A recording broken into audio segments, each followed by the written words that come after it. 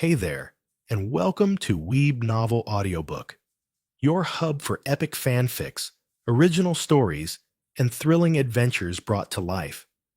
Make sure to subscribe for regular updates and swing by my Patreon for early access and exclusive mature content. Now, sit back and enjoy the journey. 21, The Girl Who Wants to Become a Hashira Someday.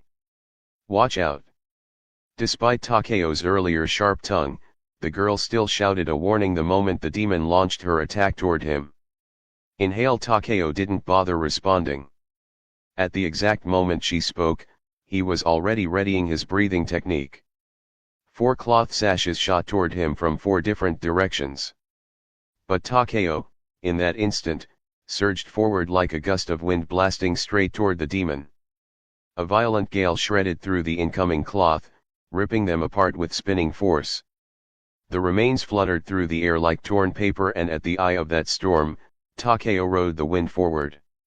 Wind breathing, first form, dust whirlwind cutter. The spiraling slash, wrapped in slicing wind, roared toward the demon's neck. With Takeo's current strength, all it would take was one clean strike to finish this demon off. And yet just as his blade, wrapped in wind, was about to pierce through her neck, Takeo's pupils suddenly contracted. In the blink of an eye he twisted mid-strike, redirecting the blow elsewhere. Whoosh! The raging wind sliced past the demon's side, carving off half her cheek and felling the trees behind her in a violent arc. But, it didn't hit her neck. You missed. But why? The girl cried out in shock from behind. That strike should never have missed. Takeo's speed and precision were flawless, better than anyone she'd seen, aside from her cultivator. And yet, that powerful blow had veered off course at the very last moment. She couldn't understand why. Damn it, the baby's around her neck. Takeo gritted his teeth, revealing the reason behind his diverted attack. The wailing infant in the demon's arms was now clinging tightly to her neck, shielding it, just like a barrier. That demon, despite her crazed demeanor, knew her neck was a weakness. She had intentionally used the baby as a human shield. She's using a baby as a hostage. That's so low, the girl shouted, filled with outrage. But the demon woman began to sob, her eyes filled with sorrow as she looked at Takeo. Ah! You should come to mommy. Mommy will do everything. Mommy will love you. But how pitiful, how heartbreaking. My child, raising a blade against his own mother, sob. It's my fault. I failed to raise you properly. This is all my fault. The more she spoke, the more agitated she became, and the more her presence surged with ominous force.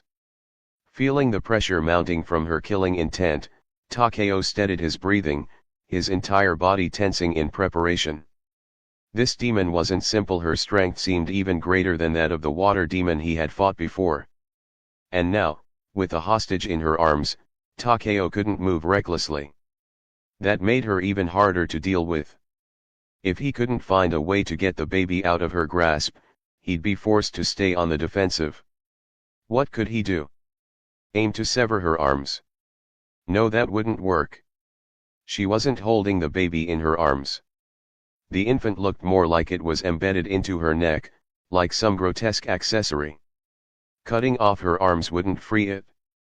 Then what? Takeo's thoughts raced as he searched for a solution, and at that moment, the cloth ribbons fluttering around the demon began writhing violently. She was about to attack. Takeo quickly recognized what was coming. He reversed his grip on the blade, preparing to use a defensive form to withstand the demon's incoming attack. But then whoosh! The cloth sashes flew in all directions, slashing through the surrounding grass and trees. Newly sprouted leaves, freshly budding branches, everything was shredded and sent flying through the air, creating a flurry of debris that blocked Takeo's line of sight. And behind that visual barrier was the demon woman, turning and fleeing. She's running. Wait, weren't you just about to attack? Why are you suddenly fleeing? That tone, those actions, that overwhelming aura. Everything had screamed enraged and ready to strike. And now just like that you turn around and run. Takeo was stunned by the demon's sudden retreat, frozen for just a moment in disbelief. But he quickly snapped out of it. Without hesitation, he gave chase, locking onto the demon's scent and refusing to let her escape his tracking range. If you encounter a demon, you slay it. That was the duty of a member of the Demon Slayer Corps. And since Takeo had already resolved to join the Corps, then he had to do his part. More importantly, the baby in the demon's arms was human. The infant was real. There was no mistake. If he had the power to save that child, then he couldn't allow himself to give up. Seeing Takeo dart after the fleeing demon, the black-haired girl immediately took off after him as well. Wait. Wait for me. Takeo chased the demon. The girl chased Takeo. But after only a few minutes of running, she was forced to stop to catch her breath. So fast. That kid was unbelievably fast. The girl was stunned by Takeo's speed. He looked so much younger than her, yet his mastery of breathing techniques and his physical abilities were far beyond her own. Could someone at the level of a full-fledged Corps member really be that strong? No, her cultivator had told her before. Her own strength was already on par with official members of the Demon Slayer Corps. While she hadn't completely mastered the breathing technique she was studying, in general, anyone capable of defeating a standard demon on their own was considered qualified to join. In fact, many official members didn't even fully grasp any formal breathing style. Some only knew the most basic breathing control techniques. The girl was already considered qualified just by being able to use 3 forms of her breathing style.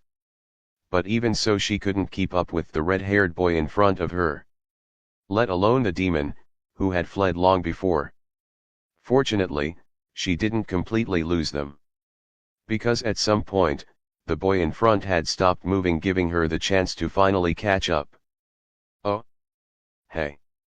Why'd you stop? She asked, puzzled as she came upon Takeo standing quietly among the trees. Takeo gripped his sword in one hand, his eyes sweeping left and right as he answered in a low voice, "There's fog." Only then did the girl notice it. The forest had become shrouded in a thin mist. It was early spring, the season when fog appeared most frequently. And it was already late into the night, the ground temperature had dropped significantly. So the presence of fog wasn't unusual. But the timing of it was bad. Takeo's sense of smell was sharp, but it came from inheriting the old man Logan's abilities. And many of those abilities had already diminished to a degree. Once the scent in the air became obstructed, it interfered with Takeo's ability to track by smell. The sudden fog had cut off the lingering scent trail left by the demon woman. The dense moisture in the air overwhelmed everything, so all Takeo could smell now was water. Even the faint traces of perfume and rot had been dispersed by the humidity, scattered too widely to follow. In other words, Takeo had lost the trail. That demon was fast, Takeo said. She might have a blood demon art. No, not might. She definitely did. From the way she had controlled the cloth around her body earlier, it was clear she had at least one ability tied to manipulating those sashes. That was the hallmark of a demon's supernatural power, the early signs of a blood demon art. Demons could be roughly divided into 4 categories: ordinary demons, demons with blood demon arts, the 12 Kizuki, and finally the Demon King. Ordinary demons could generally be handled easily by standard swordsmen. But once a demon possessed a blood demon art, they became far more dangerous opponents. The water demon Takeo had fought before, for example, would have required at least a C-rank demon slayer to defeat alone. And above that, the 12 Kizuki, those demons were so powerful that a minimum of 1 A-rank demon slayer would be needed to lead a team of several others in order to successfully bring one down. Even so, it wasn't uncommon for entire squads sent to hunt a member of the 12 Kizuki to be wiped out. That was exactly why one of the requirements to become a Hashira was this: you had to slay a member of the 12 Kizuki alone. They were the demons that directly matched the power level of the Hashira. The demon Takeo had encountered clearly wasn't one of the 12 Kazuki. If she were, he'd have already turned and run as far as possible. But even so, she definitely possessed a blood demon art, making her an elite demon stronger than the water demon he'd faced before. Blood demon art. The girl's expression turned grim the moment she heard the term. She could probably handle an ordinary demon. But a demon with a blood demon art? She had never faced one before. No, most official demon slayers rarely encountered demons like that. And yet today, the two of them had the worst luck imaginable, running straight into one. She couldn't have gotten far, Takeo said after a moment of thought, raising his eyes to the sky. There are only a few hours left until sunrise. And this forest isn't that big. Unless she runs all night to reach another town, she'll definitely choose to hide somewhere in these woods. If we search carefully, we'll find her. Wait, you want to fight her? You're not even an official demon slayer yet, and you're saying you want to take on a demon with a blood demon art? Takeo's words had clearly taken the girl by surprise. But his next sentence left her speechless. Do you want to stand by and watch that baby get eaten by a demon? She couldn't answer. Sniff sniff. Takeo didn't wait for a response. He focused on picking up whatever lingering traces of scent still hung in the air, narrowing down the direction to continue his search. But then the girl suddenly grabbed his shoulder. What? Takeo frowned and looked back at her. She said, you won't be able to find her alone. I'll help you. Which direction did she disappear in? Takeo stared silently at her for 2 seconds, then pointed in a direction. The girl nodded. Okay, I'll head that way. You've got a sharp sense of smell, right? I saw your nose twitching earlier. So I'll leave the other directions to you. She's actually pretty observant. Takeo gave the girl a second glance, then nodded in agreement. Seeing this, the girl grinned brightly, flashing her white teeth and proudly pointing to herself with her thumb. Forgot to introduce myself. I'm Sakuma Iori, a swordswoman who's going to be a Hashira someday.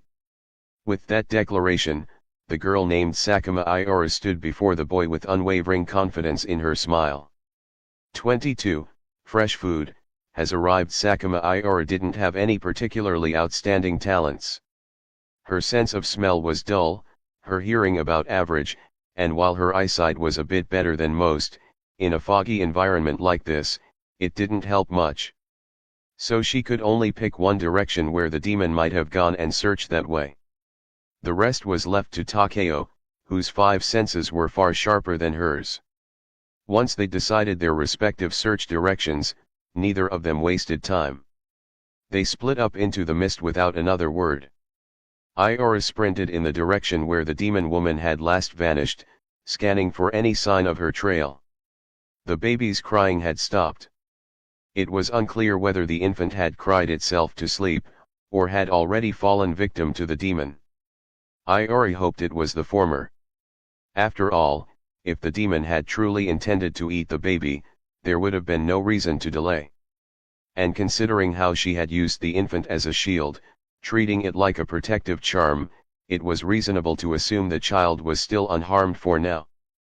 But the longer they took, the greater the risk. Come to think of it, why did that demon keep calling that annoying brat her child? As she ran, Iora found herself pondering that strange question. Even though she kept calling Takeo brat this and brat that, the truth was, he wasn't actually much shorter than she was. At a glance, they were both clearly still kids. And yet that demon had only fixated on Takeo, paying Iora no attention at all. That weeping, sorrowful voice of hers, if someone had only heard it without seeing the situation, they might have actually believed she and Takeo were related. To be fair, Iori had assumed exactly that at first. Wait, is this cloth? In the middle of her search, Iori really did stumble upon a clue. A torn piece of pale green fabric, nearly blending into the surrounding environment. It was so well camouflaged, she had almost overlooked it completely. Fortunately, Her eyesight was sharp and her sensitivity to color a little stronger than most, which helped her catch it just in time. If that loud-mouthed brat had come this way instead, he probably would have walked right past it. It did look a lot like a leaf, after all. Is it this way, then? Iora looked to the side. The spot where the fabric had fallen veered off from her original path, straying from where she had been heading, but that only made her more certain. The demon had gone this way. Without a moment's hesitation, Iora changed direction and dashed toward where the fabric had led her. All thanks to that brat tearing off part of her clothing. Seriously though, he's really strong. Following the trail of green fabric scraps, Iora continued along the correct path, silently marveling at Takeo's ability as she ran. He had sliced apart the demon's attack in an instant, striking cloth she hadn't even seen clearly, and the lingering force of his wind had even torn away part of her clothing, leaving behind a trail. That was something Iora absolutely couldn't have done. He might be young, but that kind of talent, it was beyond normal. If only she had that kind of gift too. Why? A loud, shrill baby's cry snapped Iora out of her thoughts. She jerked her head up, eyes locking on the foggy outline ahead. Through the heavy mist, a small wooden cabin gradually came into view. The crying, it was coming from inside. And not just one voice.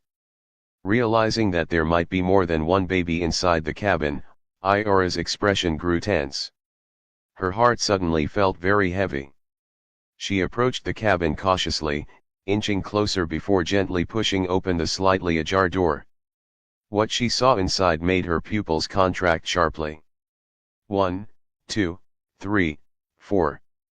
4 children of varying ages were suspended in the air, wrapped tightly in fabric. The cloth, like makeshift swaddles, hung them from the ceiling. The oldest couldn't have been more than 3 years old, while the youngest barely even a year, perhaps was just an infant. And then there was the baby in the demon's arms. 5. A total of 5 children had become the demon's hostages. The cries had come from one of the suspended children. His wails had roused the others, triggering a chain of loud, pitiful sobs. At the center of it all sat the demon woman, holding her protective charm of an infant in her arms, gently cooing to the others. Don't cry, my sweet little ones. There. Mama's here. Mama's here. You must be hungry, right? That's why you're crying. Don't worry. Mama brought you something to eat, As she spoke those last words, she suddenly turned her head, her eyes locked directly onto the doorway. The moment her eyes met Iora's, the demon woman's lips curled upward in a twisted grin. Clear drool dripped from the corner of her mouth. Fresh food has arrived. This is bad. The instant their gazes locked, Iora felt a jolt of alarm rush through her body. And her instincts were spot on. Because the very next second every strip of fabric inside the cabin came alive. Like snakes poised to constrict and crush their prey, the cloth lashes surged toward Iora in a deadly wave. Blood demon art, cloth dance. Ugh, that stench elsewhere in the forest. Takeo wrinkled his nose, following the increasingly foul odor wafting through the air. He hadn't joined Iora in her direction because he was convinced the demon wouldn't flee in a straight line. Instead of searching blindly, Takeo had chosen to track the faint residual scent lingering in the air, hoping it would lead him straight to her. Now, moving steadily through the trees, he was honing in on the strongest source of the demon's rot-like stench. The trail was getting clearer and closer. The farther Takeo moved forward, the stronger the stench became, so foul that not even the dense mist could block it out. That could only mean one thing: he was close. Or so Takeo had thought. But when he reached the source of the stench, he came to a halt, his eyes widening in disbelief as he stared ahead. Corpses. Corpses. And more corpses. The overwhelming smell hadn't come from the demon but from a mass grave filled with rotting bodies. It wasn't unusual to find human corpses in places where demons lurked. But this was different.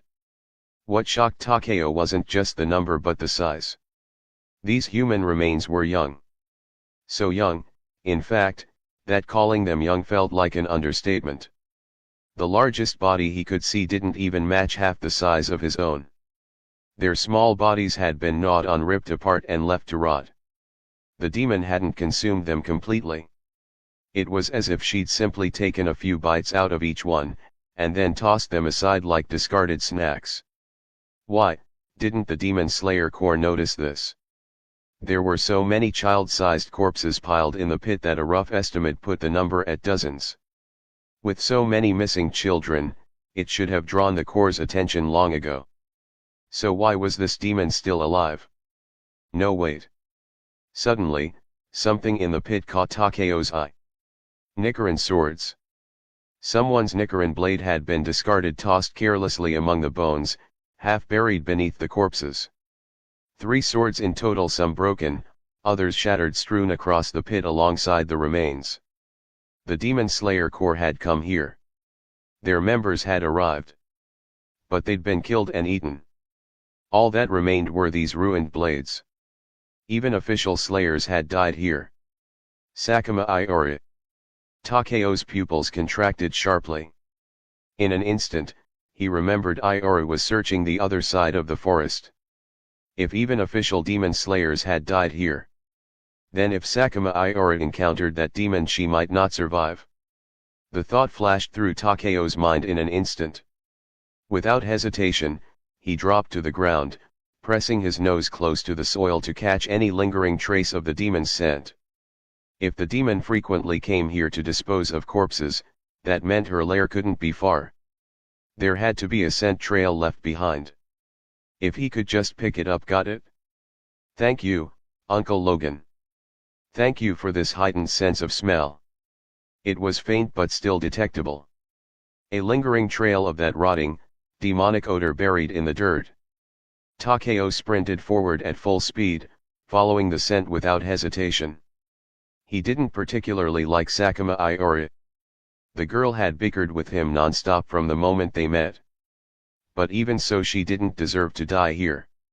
Sakuma Iori, you'd better not have run into that demon. But if you did, you damn well better hang on until I get there. With that thought blazing in his heart, Takeo charged toward the demon's location. 23, don't give up. Fuck, that was close. By the slimmest margin, Sakuma Iori managed to dodge the demon's blood demon art. She had just been about to back out of the cabin to search for Takeo and come up with a new plan, but the moment she stepped backward, she realized, the door was sealed shut. At some point, the demon's cloth had silently wrapped itself around it, locking it tight. Iori. Damn it, it's a trap. It finally hit her. The slightly ajar door had been bait. The crying infant's lures. The whole setup was a carefully constructed snare. The woman used the cries to draw people in, tricking them into stepping inside, and then closed the trap to devour them whole. This was her routine. Iori should have realized it. But she hadn't thought it through, too focused on the children inside. Her concern had led her straight into the demon's jaws. Fuck, fuck, fuck. I'm such an idiot for not noticing sooner. She cursed herself silently, but even so, her reflexes didn't fail her. Thanks to her old cultivator's brutal training, Iori's body reacted on pure instinct, allowing her to narrowly dodge cloth attacks so fast she could barely see them coming. That sword, that skill, you must be one of those so-called demon hunters too, aren't you? The demon said in a pitiful, eerie tone. So scary, so cruel, why do all of you want to kill me? Why do you want to kill a poor, grieving mother who's lost her children? Why? After witnessing Iori's skillful dodge, the demon woman inexplicably began sobbing to herself. Demons are monsters who've long lost their humanity. You must never be deceived by their appearance or their performance. That was one of the first lessons her old cultivator had drilled into her. So Iori didn't feel even the slightest sympathy. She simply listened carefully, analyzing the demon's words. Demon hunters, the demon had just mentioned demon hunters, hadn't she? That had to mean other Demon Slayer Corps members had already come here. But if that was true, why was this demon still alive? No. Deep down, Iori had already guessed the answer. She just didn't want to admit it. The reason this demon was still here despite the Corps having already sent people was because those official slayers had died. Official slayers were killed here, weren't they? Ugh, come on. I'm not even officially in the Corps yet, why do I have to deal with something like this? Iori screamed in her head. She honestly wanted to cry. All she'd set out to do was participate in the final selection, so why the hell had it turned into this? This was completely unreasonable. A demon that even official Corps members couldn't defeat, and they expected her, a mere trainee, to handle it. Was this some kind of joke? Sure, her cultivator had once said she had promise. But she was still a newbie. That storm of panic and frustration swelled inside her, and for just one moment, Iori lost focus. Losing focus during battle was dangerous. And almost immediately she paid the price. In the sea of writhing cloth, one strand whipped out from an unnatural angle and coiled tightly around her ankle. The moment she felt the resistance tightening against her leg, Iori's eyes flew open. Crap! Wham! An overwhelming force surged through the cloth. Her body was lifted clean off the ground, and in the next instant, she was slammed hard into the wall. Thud! It was just a wooden wall, but when her body slammed into it, it didn't even creak.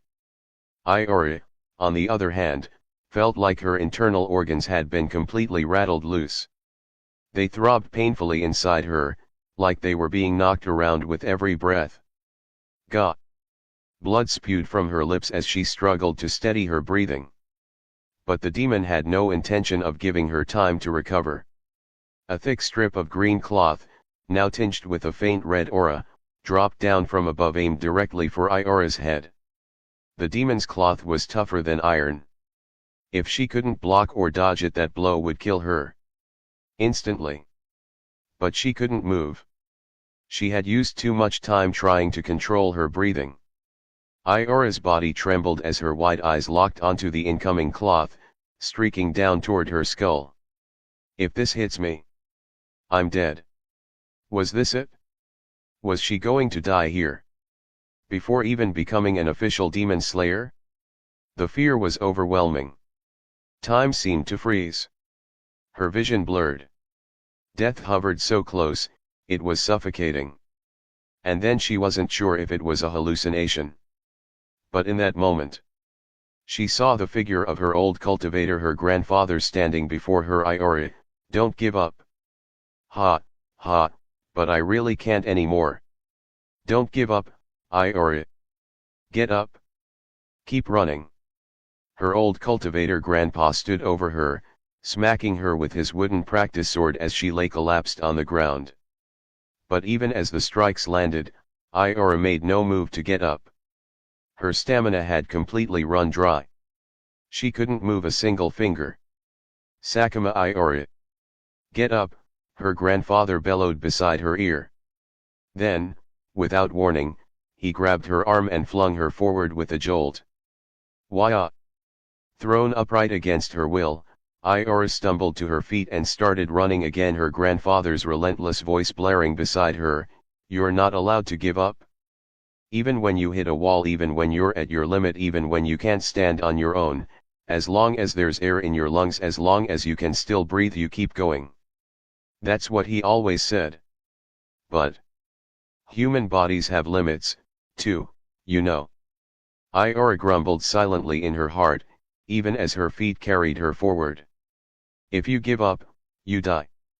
If you don't want to die, then no matter what, never give up. Keep running, Iori. Her cultivator was still shouting at her. Keep running and I'll die faster. It was because of this ridiculous, unreasonable training that most of his students ended up quitting. Iori grumbled endlessly in her heart. Her grandfather, the old man who trained her, was one of the oldest cultivators still active in the Demon Slayer Corps. Probably the oldest. He wasn't a Hashira. Even before retirement, he had only reached Kino, the second highest rank below the Hashira. An injury to his leg had taken him off the battlefield and into a teaching role. A very ordinary cultivator. Not a single one of his disciples had ever reached Hashira. Most hadn't even made it to Kino. Still he was the one who had trained Iori. And if Iori was being honest, she didn't particularly like him. Not one bit. Part of it was the brutal, over-the-top training. Another part was that she simply didn't think their personalities matched. And deep down, she resented the fact that he wasn't stronger. She had heard there were former Hashira among the Corps cultivators. If she had been lucky enough to be assigned to one of them, even the harshest training would have felt worth it. But alas, trainees in the Demon Slayer Corps don't get to choose their cultivators. Since she had no say in choosing her trainer, Iori had simply accepted her lot. But maybe it was because of that small grudge in her heart that she often ended up arguing with her grandfather. Of course, Iori felt justified. Her stamina would be completely drained, her whole body aching unbearably, and yet he would still force her to keep training. That kind of training was just too much. Who could possibly endure that? Always preaching about never giving up. But what was the point of not giving up at a time like this? The demon's cloth was getting closer and closer, and yet, in that exact moment, Iori's body moved before her thoughts could catch up. Breath laced with moisture escaped through her mouth and nose, and in the blink of an eye, Sakuma Iori raised her blade. Crystal clear water swirled around her like a ukiyo-e painting brought to life. It flowed along the edge of her sword, and in an instant, it slashed straight through the cloth, closing in around her. Her body moved on instinct. Her whole form was carried by her breathing technique, the flow of water breathing surging through her limbs. Water breathing, third form. The small figure darted between the incoming strips of cloth. With each step forward, waves of slashing water extended like ripples from her blade. In a single instant, every strip of cloth around her was cleanly severed. Flowing dance. The third form. This was the technique that Iori had successfully executed. Up until now, she had only mastered the first, second, and fifth forms of water breathing, but now, she had pulled off the third form in the heat of battle. However, just that alone wasn't enough to cut off the demon's head. Though she'd torn through the cloth, the infant clinging to the demon's neck was still there. If she followed through with an attack, even if she killed the demon, the child hanging around its neck would die too. She couldn't aim for the demon's neck. But if she didn't, she might very well die here. As her body pushed beyond its limit, Iori's mind whirled frantically. Within the span of a single breath, she came up with a plan. She shifted her target. With the momentum left over from flowing dance, she used its speed to rush past the demon, sprinting straight toward the wall behind her. Her blade flipped mid-motion, aiming not for flesh but for the structure behind. From above, the cascading water spiraled like a wheel, crashing down in a powerful arc. Water breathing, second form water wheel. Boom. The wall split apart with a thunderous crack, a massive fissure opening up before Iori. Fresh air rushed into the room, the clean breeze clearing her foggy mind. Without a moment's hesitation, Iori gathered every ounce of breath in her lungs and shouted through the crack, "I'm right here. Someone help me. You so cruel, demon hunter. No one's coming to save you." The demon's voice echoed coldly behind her. And in the next moment the cloths in the room surged toward Iori even faster, like a tidal wave about to crush her where she stood. Maybe this is how it ends, Iori thought.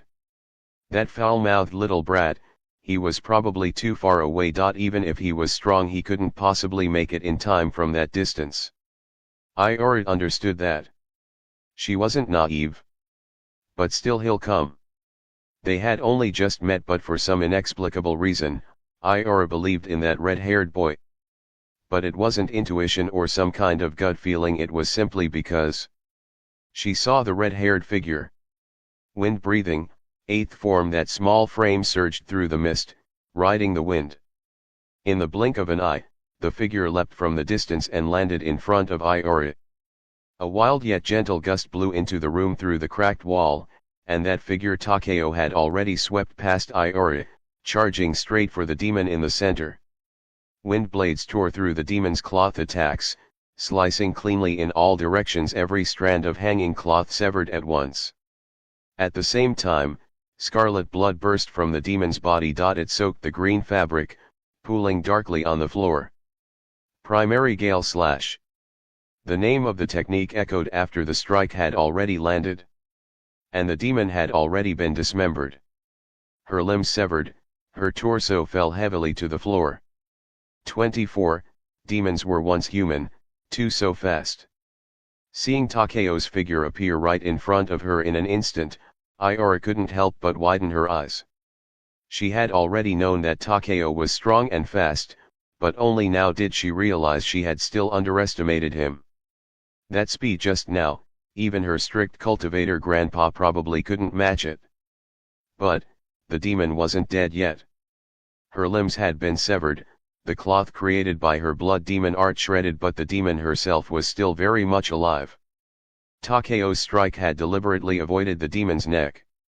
Because hanging on her neck, the infant was clinging to her like it had been embedded into her flesh. He couldn't risk hitting it. So instead, Takeo had chosen to disable her. Now, he was trying to tear the baby away from the demon's body. Let go, already. Standing before the demon, Takeo gritted his teeth as he gripped the infant, trying to pry it from her chest. But that action only enraged the demon. No, rather than anger, it was more like panic. The demon's face held less rage than sheer terror at the thought of her child being taken. No, don't. In that moment of panic, the demon unleashed her full potential. Her limbless body writhed across the floor, and from the severed stumps, limbs began to regenerate rapidly. Her arms and legs were already starting to take shape. Her regeneration is so fast. They couldn't let her recover fully. Noticing this, Iori instinctively tightened her grip on her Nichiren sword, ready to leap forward and support. Her body was injured, yes, but she could still unleash one more strike of flowing dance. With that attack, she could sever the limbs that were just beginning to regenerate, buying that red-haired brat the time to snatch the infant away. That was what she intended, but she was too slow. Don't take my child away. Thuk thuk thuk thuk. A shrill shriek tore from the demon's throat, and in the next instant, countless cloth strips burst forth from her body like a cascading waterfall, twisting through the air, wrapping around both her and Takeo in an entangling cocoon.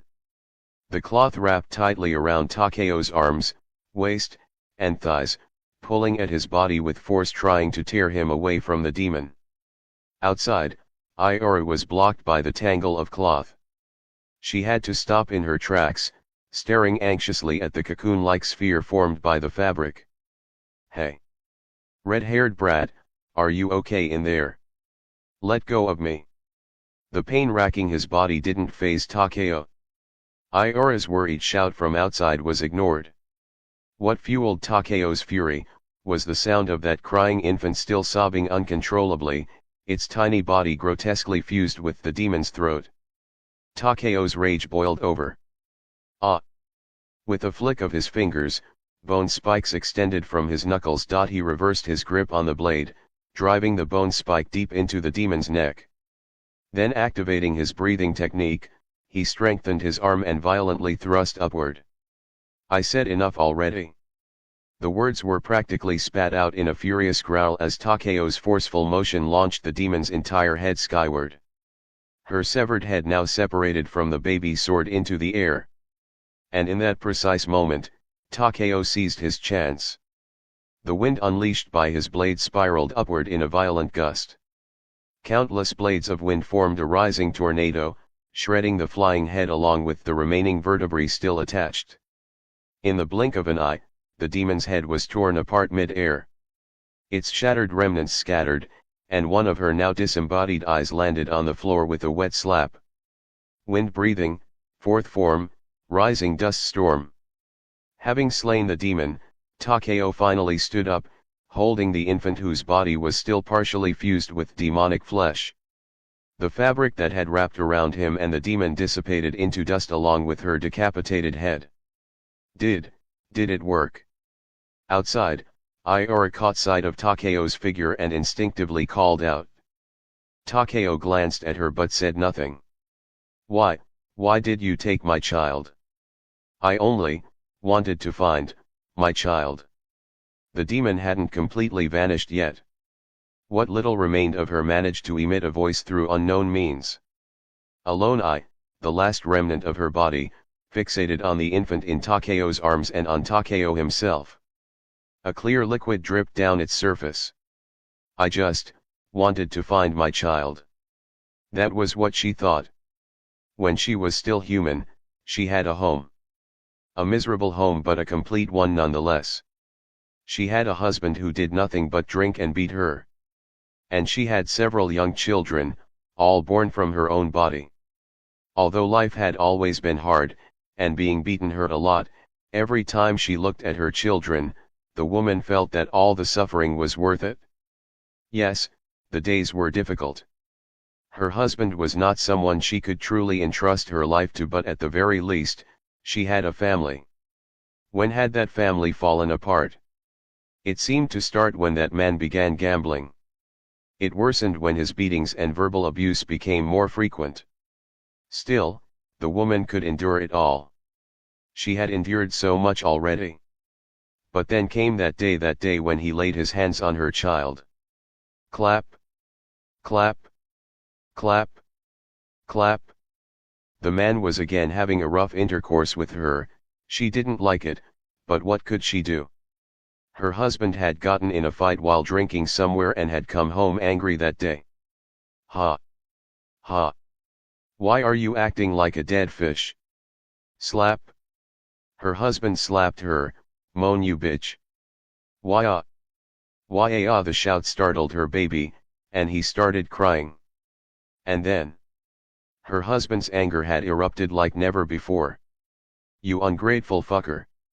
So you are going to stop me from fucking my wife? Why I said shut up. Her poor baby. His forehead had been struck and was bleeding heavily. At the sight of it, something surged up from deep within her. Stay away from my child. She lost control. When she regained her senses, the man was already lying in a pool of blood. His body was covered in stab wounds. Aside from convulsing occasionally, he no longer moved. And the object that had stabbed him was still in her hand. It was the kitchen knife from their home. She had killed him. And immediately afterward, the authorities arrested her. Because she had killed her husband, the woman was sentenced to death. It wasn't fair.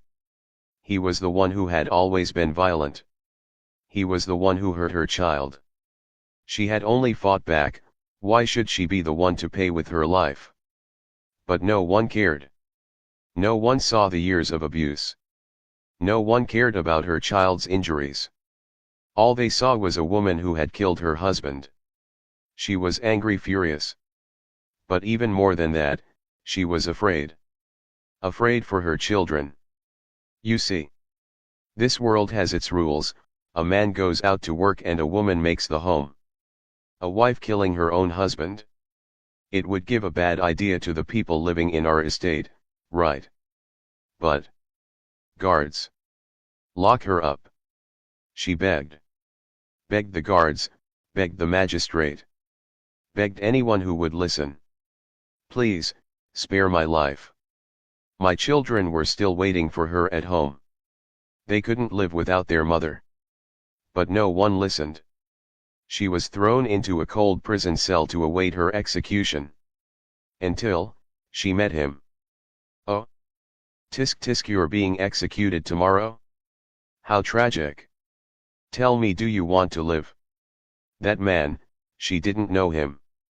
Only that he wore Western clothes, and his long, seaweed-like hair fell loosely around his shoulders. But that didn't matter. She had reached for him like a drowning woman grasping at a lifeline. She begged him to save her. Then, the woman remembered nothing. It was as if her memories had been cut away. She only knew. She had killed many people. She had searched for her children, but never found them. Children, my children. My poor little ones, who lost their mother. Where were they? She wandered endlessly. She searched countless towns, countless homes. She found many children, but none of them were hers. This one's not it. He cries too much. Not this one either. He won't eat properly. This one, maybe, this one. She searched and wandered. From place to place, from child to child. But no matter how many she found, none were the ones she remembered. Why? Why can't I find them? Where are my children? My child. The red-haired boy, the one holding the baby, appeared in her fading vision. Her clouded eyes locked onto the baby in his arms. And in that moment, something stirred in the depths of her fading soul, a memory. Something she had forgotten. Something she couldn't afford to forget. She had been holding something. Something broken, lifeless, half devoured. Ah! I remember now. Tears flowed more freely from the woman's eyes. In her pupils endless regret. It was her. She was the one. She had killed her own child. Her children, in a twisted sense, had always been with her. Always. I'm sorry. I'm so sorry. Yuta, Aji, Au. I'm sorry. I'm truly sorry. I'm so sorry. Clutching that boundless regret, the last remnants of the demon woman turned to blood-colored ash and vanished. At the moment she muttered her apology, Takeo looked toward her, and for the briefest instant, saw the sorrow and guilt in her eyes. Something within his heart stirred. And in that moment, Takeo found himself thinking of a single sentence: demons were once human, too.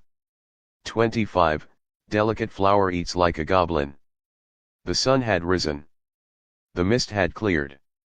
Takeo and Iora stood in silence, holding the children they had rescued from the wooden cabin, glancing back at the house behind them. So why did that woman keep kidnapping these children? Iori suddenly asked aloud. And more importantly, she never actually ate them. Demons grow stronger the more humans they devour. The more they consume, the more potent their strength becomes. That demon woman had already been powerful, so strong that even official demon slayers had fallen to her. Yet she could have been even stronger. If she had devoured all the children she kidnapped, instead of simply taking a few bites and discarding them, she might have reached the level of the 12 Kizuki.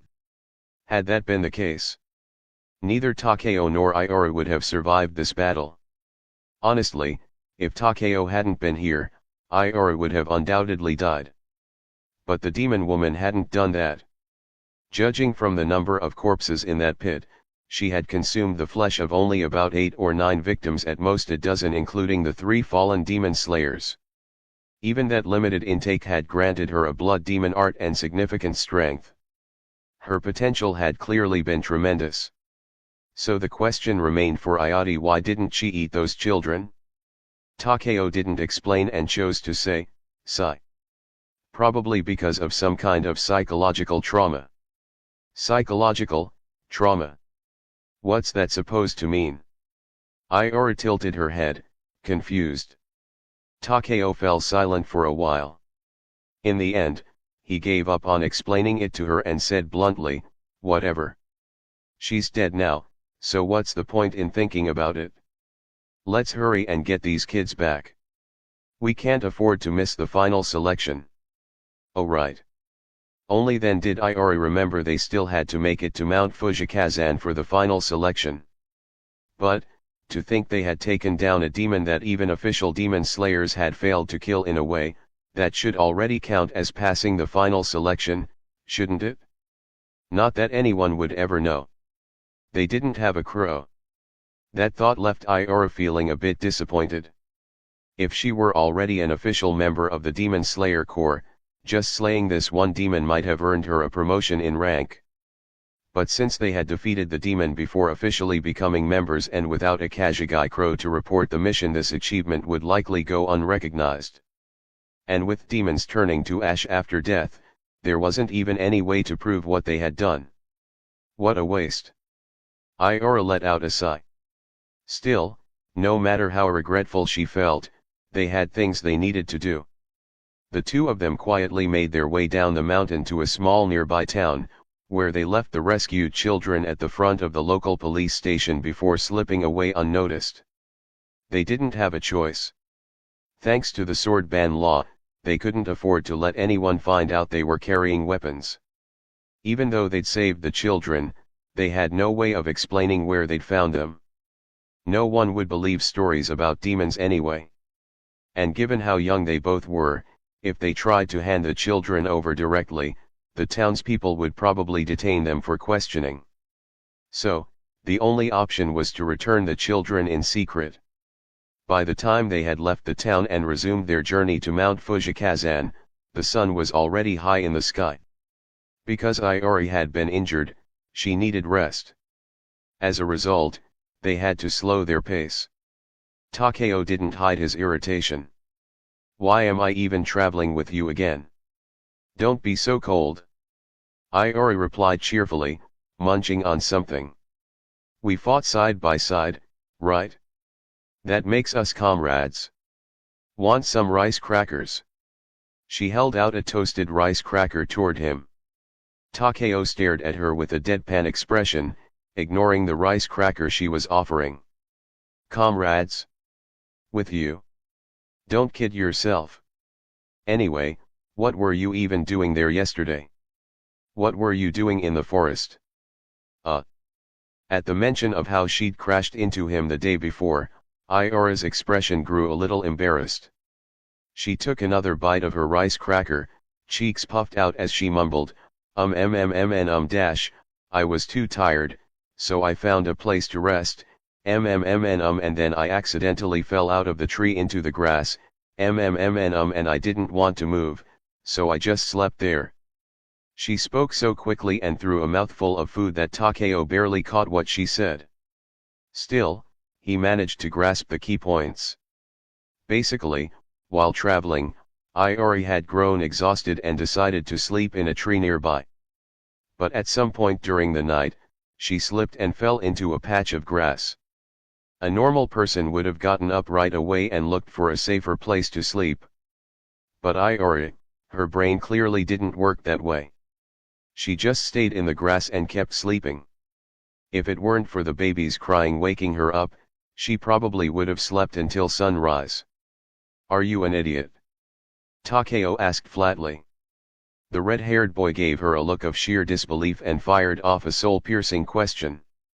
Iori immediately flushed red with anger and snapped, I was tired, okay.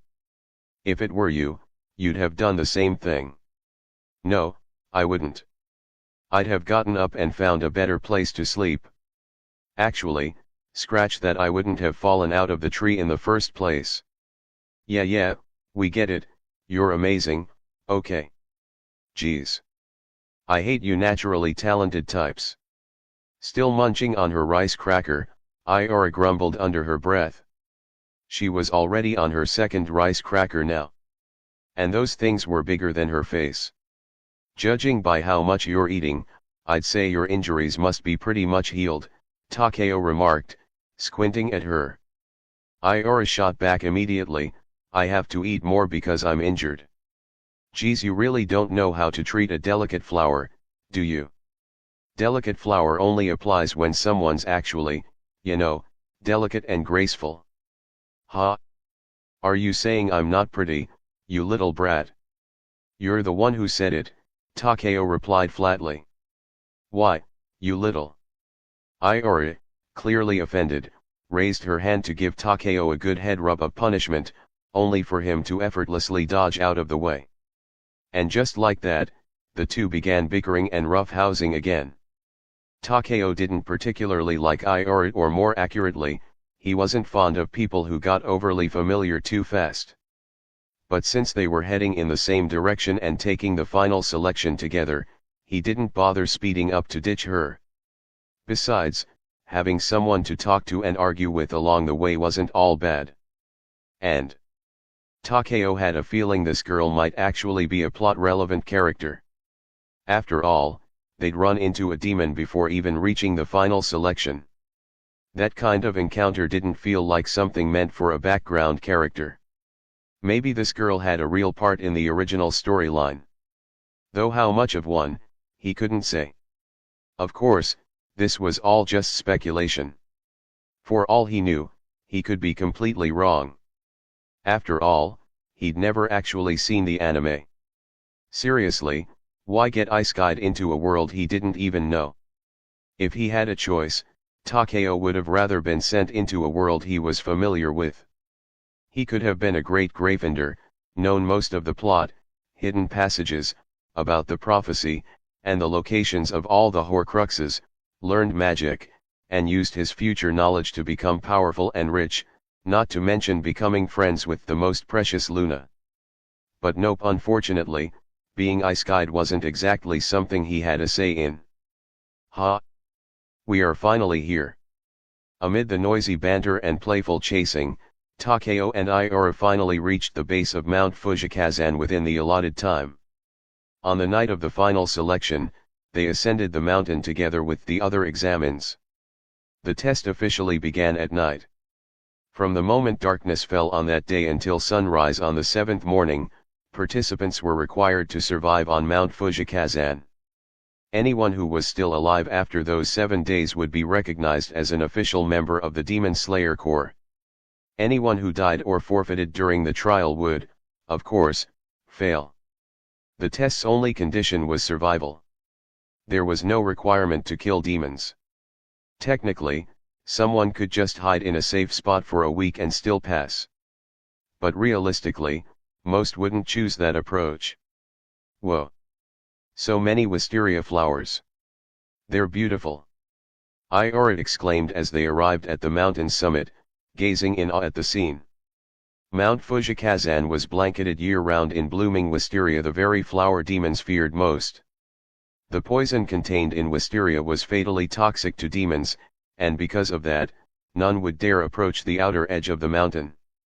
The entire mountain was surrounded by wisteria, making it impossible for any demon inside to escape. As he recalled the information about Mount Fujikazan, Takeo shifted his gaze to the other examines gathered there. His eyes scanned the crowd, searching for anyone who looked like him. But unfortunately, no such person stood among them. Did Kamado Tanjiro and Kamado Nezuko not participate in this round of the final selection? Takeo scanned the crowd, searching for the two main characters of this world, only to be met with disappointment. It seemed they hadn't joined the Demon Slayer Corps during this cycle of the exam. Still, although he didn't spot Tanjiro or Nezuko, Takeo did find someone else who caught his attention. It was a boy who appeared to be around his age. He had jet black hair with faint blue highlights at the ends, yet another person in this world with unusually colored hair. But Takeo's attention wasn't on his looks or age. What truly stood out was the boy's presence. His aura was faint, so faint that if one didn't focus, it was easy to overlook him completely. But once noticed, the sense of danger he gave off was impossible to ignore. He was strong. Exceptionally strong. Stronger than anyone or any demon Takeo had encountered so far. Stronger by a massive margin. If someone like Yoshizu Iwasato ranked at a 5 in combat power, and Takeo now stood at 50, then this boy was pushing close to 100. To think someone this powerful would appear during the final selection. Takeo couldn't help but feel uneasy. In a world where anything could happen as if it were part of an anime, which it was. It was hard not to worry that something would go wrong. 26. The final selection. Takeo kept his eyes fixed on the boy who radiated danger, someone who looked to be about the same age as him. Beside him, NieR was carefree as ever, admiring the blooming wisteria flowers as if they were out for a stroll, not preparing for the final selection. Her entire demeanor was relaxed, showing none of the pressure or nerves usually associated with a life or death examination. But maybe that was fair. After all, the demons on Mount Fujikazan were all supposed to be ordinary ones, those without access to blood demon arts. Compared to the demon they had faced before, those here were practically cannon fodder for people like Takeo and Iori, who had already fought against far more dangerous threats. Iori had a high chance of passing the exam. In fact, if she couldn't pass, then it was likely no one else here would either, except maybe Takeo himself, and that ominous boy standing apart from the crowd. If the final selection was really that difficult, then the Demon Slayer Corps wouldn't be able to recruit new swordsmen so regularly, nor would they suffer so many casualties among their ranks. In short, Takeo could at least understand why Iori was being so nonchalant. These wisteria flowers are so pretty, even though it's not their blooming season. Okay, maybe too nonchalant. Why those two kids over there are so cute. Huh. Are they twins? That does make sense. But one has black hair and the other has white. How come? Enough already. Finally, unable to endure Iori's endless chatter, Takeo lowered his voice and snapped, "Can't you be quiet for once? Didn't you notice everyone else is silently waiting for the selection to begin?" Okay, I'll be quiet. Geez, no need to be so mean about it." Startled by Takeo's sudden change in mood, Iori shrank back slightly. At the same time, the black-haired boy, the one Takeo had been quietly observing, glanced over at him. But it was only a brief glance. Just as quickly, he turned away and resumed his dazed, absent-minded posture. Amid the low hum of tension and Iori's playful whispering, the two children standing at the entrance to Mount Fujikazan finally spoke. They wore matching kimonos, the same color as the surrounding wisteria blossoms, with matching purple eyes. Their outfits were almost identical except for their hair, one had snow-white hair, and the other jet black. The girl with white hair wore a wisteria-shaped hair ornament on the right side of her head. The black-haired girl had the same ornament, but it was pinned to the left. Like mirror images of each other, the two girls stood at the entrance of the mountain, side by side, with polite smiles. At first glance, they looked less like people and more like beautifully crafted dolls. Their voices were nearly identical, soft, serene, and eerily in sync as they spoke in unison. "Thank you all for attending the final selection of the Demon Slayer Corps tonight." The blended harmony of their voices seemed to come from a single person, drawing the attention of everyone present without fail. After that, the girl with white hair continued, "This mountain holds demons that were captured alive by Demon Slayer swordsmen." Then came the girl with black hair, "But there's no need to worry about them escaping. From the base to the midpoint of Mount Fujikazan, wisteria flowers grow in abundance, flowers which demons hate. However, beyond this point, there will no longer be any wisteria. The demons roam freely beyond. Once you enter, all you need to do is survive for 7 days. If you do, you will officially pass the final selection and become a member of the Demon Slayer Corps." The two girls continued to alternate as they explained the rules of the final selection to the gathered swordsmen. Although most of those present already knew the criteria and conditions to pass, the twin girls still went over everything carefully to ensure even those who might have joined late or were self-taught wouldn't be left in the dark. Once they had finished, the twin girls bowed in perfect unison and said, "Then, we wish you all the best of luck." With that, they stepped to either side, opening the path that led deeper into Mount Fujikazan. What followed was a short preparation period for the candidates. It wouldn't last long. Anyone who didn't enter the mountain within the allotted time would be immediately disqualified. Takeo stood silently among the group, eyes scanning the other examines. Some of them were already stepping through the path without hesitation. Others remained frozen in place, trembling visibly, indecision and fear etched onto their faces. Those ones wouldn't make it. If just standing outside the mountain filled them with dread, then the trial inside facing actual demons was surely beyond them. They would be better off walking away now. Takeo couldn't help but wonder how some of these people had even passed their training to reach this point. Were their cultivators really that irresponsible? Just by looking, it was obvious that many of them weren't qualified.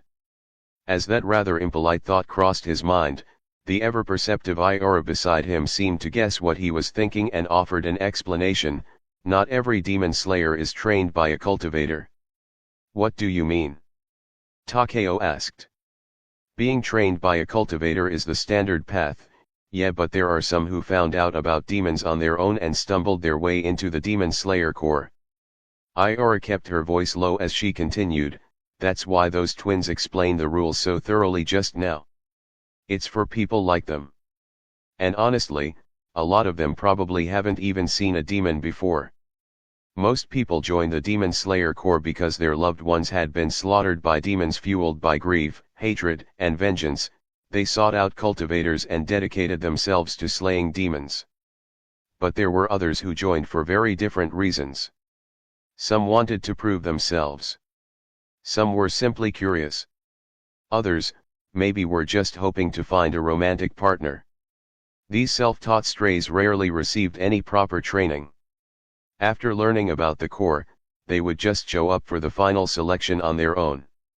That's why, Iora added, those kinds of people are usually the first to die. Even so, the Demon Slayer Corps did at least provide the most basic warnings explaining a demon's weakness, or advising them to go back and find a proper cultivator first. Some listened, left, and returned after real training. But the stubborn ones, well, there was nothing to be done. The Corps would never turn away someone determined to slay demons. I see. Takeo muttered, taking it all in. His gaze drifted back to that long-haired boy who looked almost like a girl. He wondered what had brought him here. As Takeo watched, the boy silently stepped into the path leading deeper into Mount Fujikazan.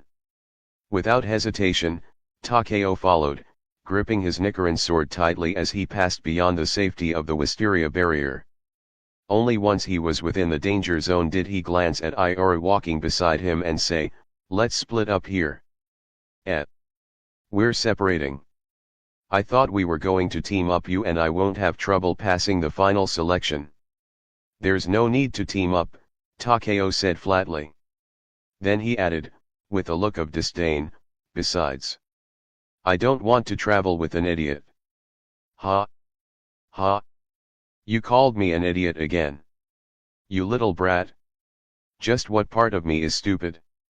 Iora exploded, flailing her arms in indignation. Takeo ignored her completely. After dropping that line, he leapt up into the trees and vanished from sight. Hey! Damn you, Takeo. At least explain what you mean. Where exactly am I stupid? Hey! Ugh! Unfortunately for her, she had no hope of catching up. She was far weaker than Takeo and so she soon lost sight of him entirely, left standing alone in the forest. The final selection had officially begun. 27, Dust Whirlwind, Takeo casually picked a tree and sat down on a thick branch, resting his cheek in his palm as he scanned the surroundings. Part of the reason he'd split up with Iora was that he genuinely didn't like working in teams, but the other reason was that he didn't want her to rely too heavily on him. Truth be told, his strength far surpassed Iora's. Even though she had the skill to pass the final selection, if she stuck by his side the entire time, the whole test would lose its purpose. Back when they faced the demon disguised as a grieving mother, Iora had been clearly inexperienced. That was likely her first real encounter with a demon, and she hadn't yet learned how to handle them properly. She needed more experience fighting demons, and Mount Fujikazan was the perfect place to gain it. But for me, this place is pointless. Takeo sat cross-legged on the branch, peering down through the foliage. 1, 2, 3. 5 demons in total prowled nearby, their scents vivid and unmistakable to his sharpened senses. But none of them were strong. Compared to the woman demon he had faced before, these were a joke. Forget her, even the water demon from back then was leagues above these creatures. As expected of demons captured alive by demon slayer swordsmen and thrown here as fodder for trainees. These demons weren't a test at all, not for someone like Takeo. What really troubled Takeo more than the test itself was figuring out how he was supposed to get any proper sleep during these 7 days. A sharp, piercing scream suddenly rang out in Takeo's ears. The moment that scream echoed through the forest, the 5 demons lurking nearby all turned toward the direction it came from and rushed off. Some poor examinee had clearly been attacked, and their scream was loud and full of terror. That kind of desperate cry was like a dinner bell for the demons, immediately drawing their attention. Trapped on Mount Fujikazan year-round, rarely given a chance to feast on fresh human flesh, the demons saw the participating swordsmen as both a threat and a buffet. Especially those who screamed. That meant they weren't much of a threat and thus perfect prey. I really don't feel like moving. But whatever. I've got time to kill anyway. Takeo wasn't exactly the type to go out of his way to help others. If it didn't happen directly in front of him, he rarely felt any real drive to intervene. On the other hand, if something did happen right in front of him, Takeo wasn't the type to turn a blind eye. And since he had the ability and he was free at the moment, he figured helping out wasn't a big deal. If something was within his power, then doing what he could was better than seeing a corpse later and feeling some half-hearted regret. Moving faster than the demons racing through the forest below, Takeo reached the source of the scream ahead of them. Down below, near a clear riverbank, a young man in a brown kimono was sitting on the ground, frantically scooting backwards in terror. In front of him stood a demon with a horn growing out of the upper left side of its forehead. It was drooling as it slowly licked its claws. At the demon's feet lay the man's Nichiren sword knocked from his hands during the fight. The situation was obvious. The man had encountered the demon, tried to fight, but was quickly overwhelmed and disarmed. He was now moments away from being devoured. He, I'm gonna eat good tonight. The horned demon chuckled, saliva dripping from its fanged mouth. Several more demons that had followed the scream arrived shortly after. They instinctively moved to block off the man's retreat, oddly without quarreling amongst themselves. Which made sense, fighting over food would only let it escape. Better to catch the prey first than squabble over who got to eat what. Don't come any closer. No. Stay away. The man was crying now, swinging the sheath of his sword in a panic, as if it could offer any protection. But he knew it, and so did the demons. If nothing changed, he was dead. And then, something changed. Wind breathing, fifth form. A blade gleamed beneath the moonlight, descending from above. It swept through the air surrounded by emerald green wind blades, which surged to their peak in an instant, cleanly severing the heads of the 3 demons closest to the man. Cold mountain wind of autumn. Takeo's figure landed smoothly amid the now headless corpses, his Nichiren sword still extended from the slash. The 3 demon heads arced into the air, and before hitting the ground, disintegrated into ash. What? When did he get here? The remaining demons recoiled in alarm. It was immediately clear, this human wasn't the same as the frightened man on the ground. Not at all. Instantly slaying 3 demons, this wasn't something a normal swordsman could do. There was a monster among the participants. Every demon present realized it immediately. And in the blink of an eye, they made a decision: flee in different directions. How to hide, how to ambush weaker swordsmen, how to survive, these were lessons learned over years of living in Mount Fujikazan. Scatter. Even a monster could only chase one at a time. As long as he picked just one target, the rest could escape. Live one more day, that was enough. The demons bolted in different directions, hoping their strategy would work. Takeo, standing at the center of the chaos, paused. Chasing all of them one by one would be annoying. But watching them scatter, an idea surfaced in his mind. Splitting up, huh? Perfect. I've been working on something lately. Might be time to give it a try. Takeo hadn't figured out a full breathing technique of his own just yet. But over the past few days, he had started modifying the ones he knew, reshaping them to better fit his style. And one of those modified forms just so happened to suit this exact scenario. Wind breathing, first form, modified. A swirl of green wind flowed with Takeo's breath. With a low stance, he pressed his right foot hard against the ground and vanished from sight in an instant. A wild cyclone tore through behind him, slicing like a spinning tornado. At its tip, the piercing blade shot forward, aiming straight at the back of one of the fleeing demons. Perfect, he chose someone else. The remaining two demons felt a rush of relief at the same time. But they celebrated too soon.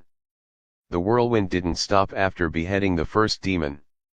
Mid-flight, it twisted, redirecting its momentum toward another fleeing demon, dragging Takeo's body along the path of wind. So fast. The ambushed demon's pupils shrank to pinpoints as he caught a glimpse of Takeo speeding toward him. He tried to dodge, tried to counter, but the wind was faster than either his reflexes or thoughts. In the blink of an eye, the slash blew past him as well, moving on again toward the final target. Is it my turn now? He changed direction twice in just a second, and we hadn't even run that far yet. The last remaining horned demon stared at the oncoming gust of wind, his heart consumed by terror. His mind moved faster than his body, allowing him to process countless thoughts in mere moments, but that only made him more keenly aware of the death sweeping toward him. In what felt like a single instant, no more than 2 or 3 seconds, this monster, this red-haired boy who had appeared from nowhere, had crossed 3 different directions, each more than 10 meters apart, beheaded 2 demons, and was now about to slay the final one. Why would such a monster be in a place like this? Shouldn't someone like that be promoted straight into the Demon Slayer Corps? No, wait. The horned demon suddenly remembered. There had been another monster like this before. Someone who treated demon hunting like a sport. During the final selection, they had slaughtered nearly every demon in the mountain within just a few nights. Only a handful survived, and the horned demon had heard that tale from those survivors. So now, another one like that has appeared? The demon's thoughts ended there. The gust of wind swept past him, leaving a long trail etched into the earth where the air had been sliced apart. Takeo's red-haired figure now stood behind the horned demon, who had already begun to turn, too late to do anything. Standing still, almost as if savoring the moment, Takeo softly uttered the name of his new technique, Dust Whirlwind, Chain Slash. This was the modified technique Takeo had developed, evolved from the first form of wind breathing. By harnessing the force of a violent whirlwind, he could instantaneously shift direction, executing a rapid series of slashes across scattered enemies in a short burst of movement. Modified wind breathing, Dust Whirlwind, Chain Slash. That was the name of the technique. 28, Fox-faced mask, so strong. The rescued candidate couldn't help but voice his amazement after witnessing Takeo dispatch all the attacking demons in just a few swift moves. Takeo sheathed his Nichiren sword and turned back to look at the man, speaking softly, "Leave. While you're still close enough to the entrance." Being pushed to the brink by a single ordinary demon made it clear that this person didn't have what it took to become a proper member of the Demon Slayer Corps. Staying any longer would be the same as walking to his death. He was better off retreating while the path was still relatively safe. The man seemed to understand that as well. Without saying much, he trudged over to pick up his fallen sword, bowed deeply to Takeo in gratitude, and turned to make his way back toward the entrance. Takeo watched his lonely figure fade into the trees, unsure of what else to say.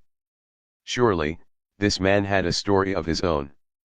Anyone who chose to wield a blade against demons likely did so because they had been hurt by one, perhaps lost someone dear.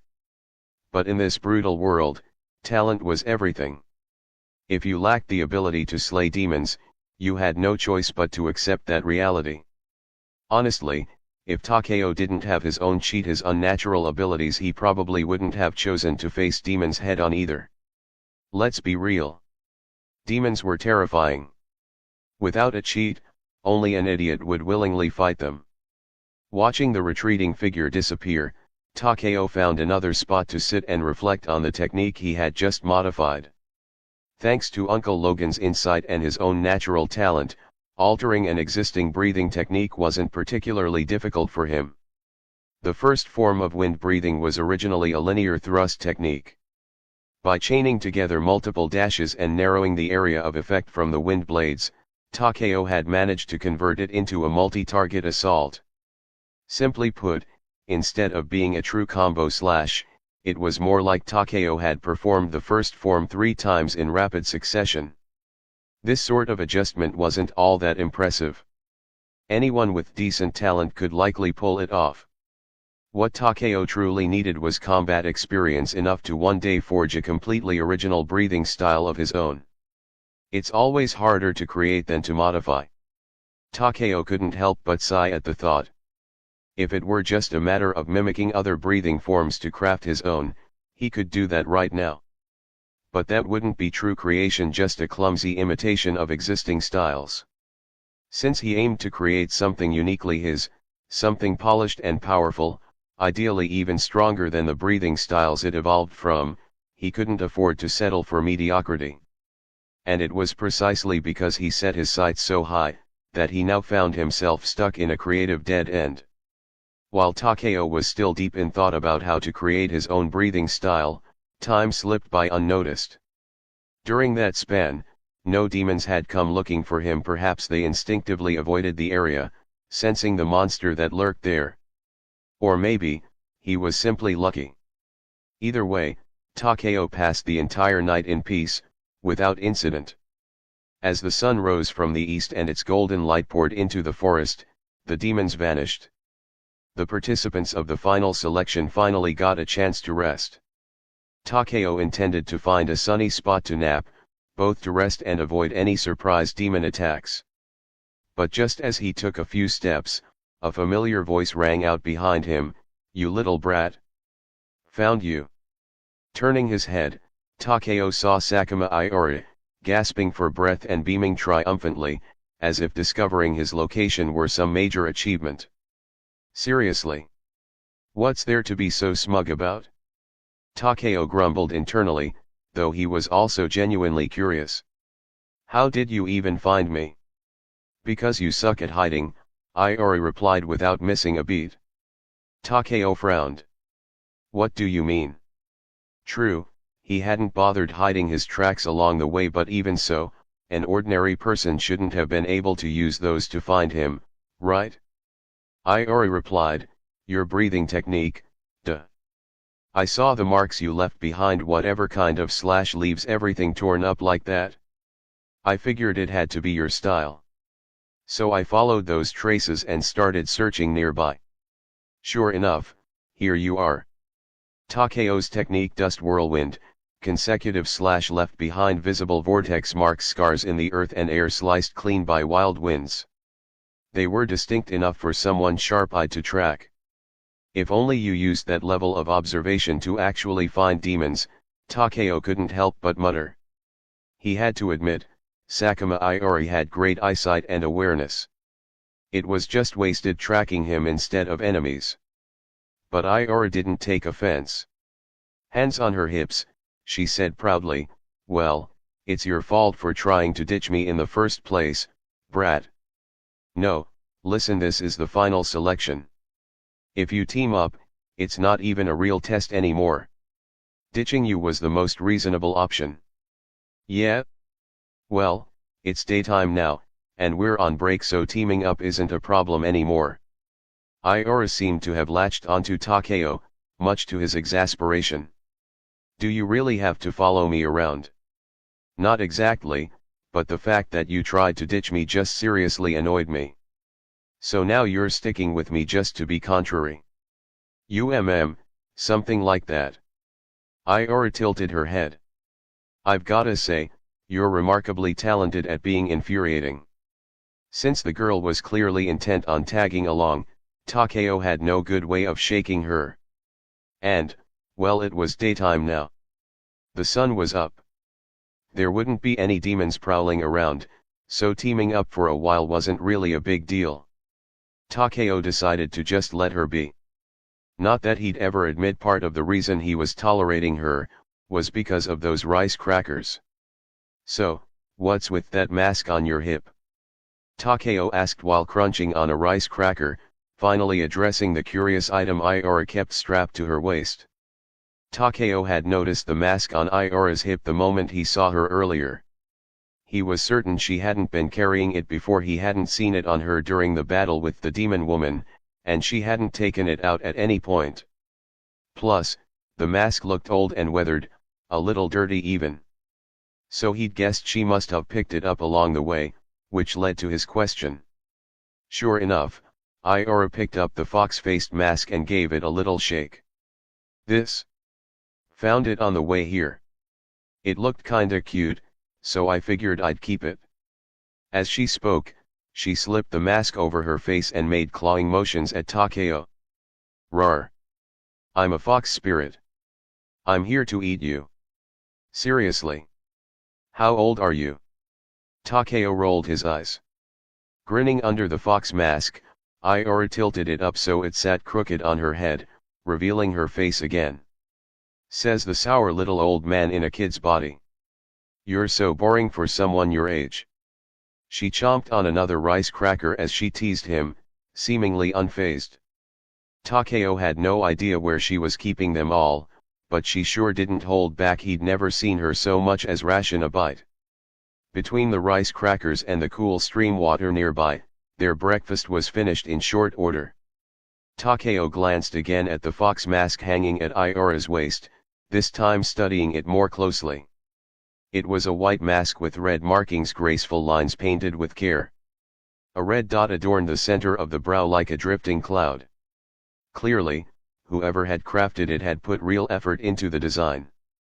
But now the mask was scarred and weathered.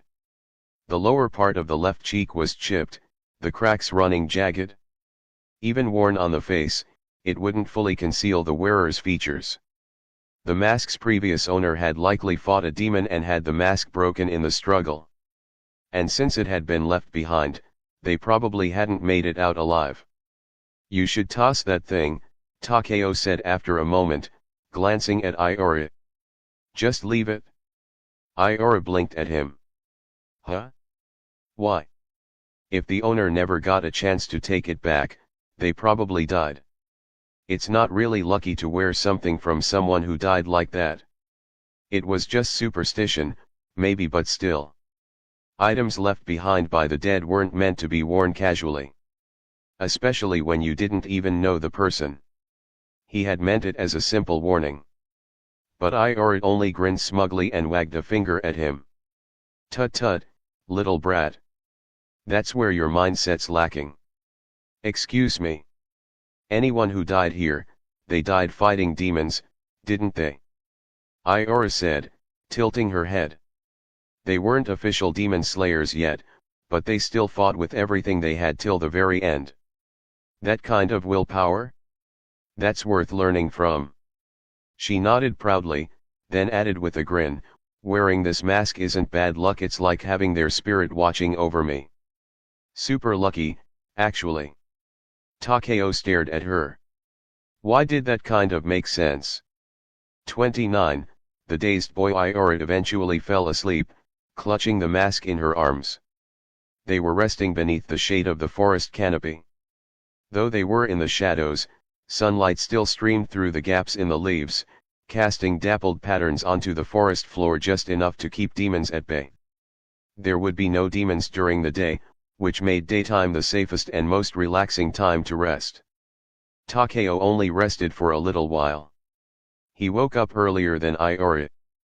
Thanks to his enhanced recovery ability, he could restore his stamina in a short period of time. After all, this was one of Takeo's greatest advantages and the reason he was able to survive Kyojuro Rengoku's brutal training regimen. Glancing at the sky, he noted that the sun had begun its slow descent westward. Without disturbing Iora, Takeo quietly stood up and slipped into the forest. The second night was fast approaching.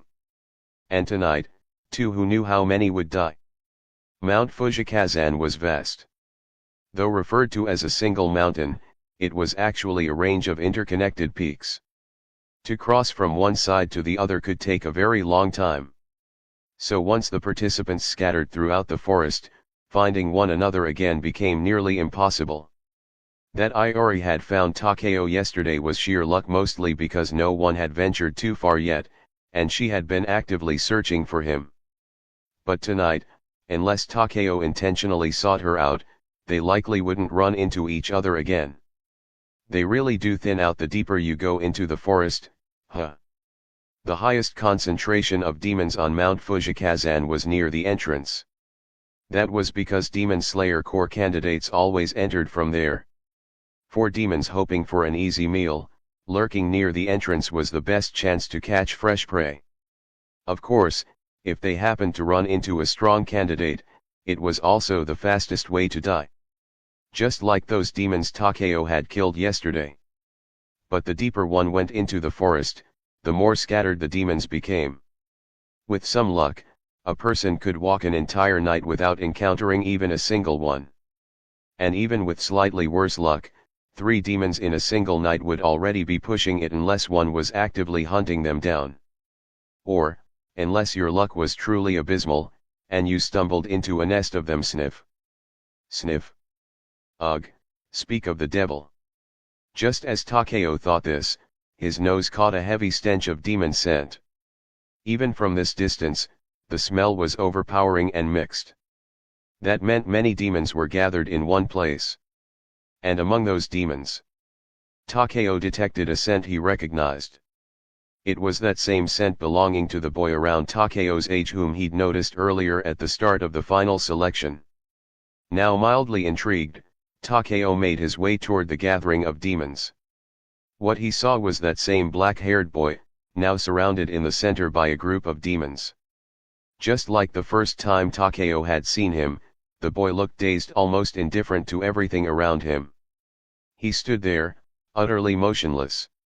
Even as 6 demons encircled him with bloodthirsty glares and glowing red eyes, he didn't react. His expression didn't change, and he hadn't even unsheathed his sword, as if the demons meant nothing to him, like they weren't even there. The 6 demons snarled, their grotesque faces twisted with hunger. They didn't speak, nor did they waste time on threats. In the blink of an eye, they all lunged at once straight toward the boy in the middle. Takeo instinctively reached for his sword hilt. Even though he'd sensed from the start that this boy was strong, his youthful appearance, clearly no older than himself, made Takeo hesitate. Could he really handle 6 demons at once? But in the very next moment, Takeo realized his concern was completely unnecessary. A mist-like aura suddenly spread outward from the boy's body, swirling into a low, creeping fog.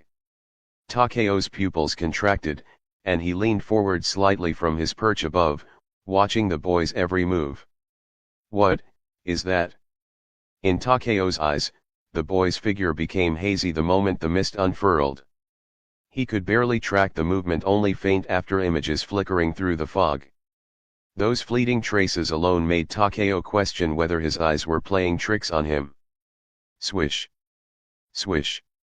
Swish. In the span of a single breath, the boy's silhouette solidified once more, standing right where he had been. And the demons who had lunged at him, frozen in place, blood trickling in perfectly clean lines from their necks. Dead. 6 demons, all decapitated in an instant, so fast they didn't even realize what had happened. Wind? No. Mist. Mist breathing? A self-created breathing technique. Who even is this kid? Takeo's eyes widened, locked on the boy's back in stunned disbelief. During his time training in the Rengoku household, Takeo had been exposed to plenty of knowledge. He was well informed about the current known breathing styles within the Demon Slayer Corps. Aside from the 5 foundational styles, flame, water, wind, stone, and thunder, there were only a handful of uniquely developed breathing styles, each belonging to a current hashira. Kenroji Mitsurai's love breathing, Uzui Tenjin's sound breathing, Iguro Obanai's serpent breathing, and Shinobu Koko's insect breathing. No one else, to Takeo's knowledge, had developed their own personalized breathing style. Most swordsmen in the corps strictly adhered to one of the 5 core disciplines. It wasn't written anywhere that having an original breathing style was required to become a hashira, but still, every hashira who had reached the top possessed their own unique style. And now, this boy had shown him something unmistakably original. It was because of this that Takeo had been obsessing over creating a breathing technique of his own. He had assumed that, with his advantages and his cheat, he'd soon craft a unique style and rise quickly to become a hashira. But now he realized, even with those advantages, there were still people in this very final selection who far surpassed him. That boy who had beheaded 6 demons in the blink of an eye had clearly used an original breathing technique. And he looked like he was only around 12 years old. Is this what a true genius looks like in this world? A prodigy stronger than even someone with cheats like himself? Wait, if he already has a self-created breathing technique. Takeo suddenly thought of something and jumped down from the tree, hurrying toward the boy. Hey! You there, wait a second. I've got something I want to ask. Hey! He knew shouting like this was rude, but he didn't know the boy's name. There wasn't much else he could call him besides hey. Fortunately, the boy didn't seem to mind. In fact, he didn't react at all. He simply continued walking forward, focused and silent, without even glancing back. Is he deaf or something? Seeing that the boy completely ignored him, Takeo had no choice but to leap in front of him and block his path. I said wait up. Now that his way was blocked, the boy had to stop. He looked up at Takeo and said in a calm, flat voice, move. You're in the way. His tone was devoid of emotion, simply stating a fact. Takeo didn't budge. Sorry for blocking you, but I really do have something to ask. That technique you used just now. It's not from one of the 5 basic breathing styles, right? The thing is, I've been thinking a lot about how to create a breathing technique of my own. And when I saw you use something so unique, I figured I'd come ask you about it. Since the boy seemed like the quiet and indifferent type, Takeo decided to say everything in one go. But the boy didn't answer immediately. He tilted his head slightly, as if thinking it over, then finally said, I don't see any reason why I need to tell you. What he said, actually makes sense. Takeo was momentarily speechless. As much as he genuinely wanted to understand how to develop his own breathing technique, the boy truly had no reason to share the secrets of his style with a stranger. They weren't friends. They weren't even acquaintances. If the situation were reversed, Takeo figured he probably wouldn't tell some random person his techniques either. Just as he was wondering how else to strike up a conversation, his instincts suddenly screamed danger. Takeo's enhanced senses, his beast-like intuition kicked in before thought could catch up. He immediately leapt to the side, channeling his breathing through his body. His right hand snapped up in front of him on reflex. Smack! Oh, came the boy's surprised voice. Takeo looked down at his hand. He was gripping the boy's knife hand mid-strike. The situation was clear, the boy had just attacked him. What are you doing? Takeo stared at him in disbelief. Takeo's brow twitched. The boy withdrew his hand and said calmly, you were in my way. I still have demons to kill, I don't have time to waste playing games with you. So you just attacked me. I don't like repeating myself. And to be honest.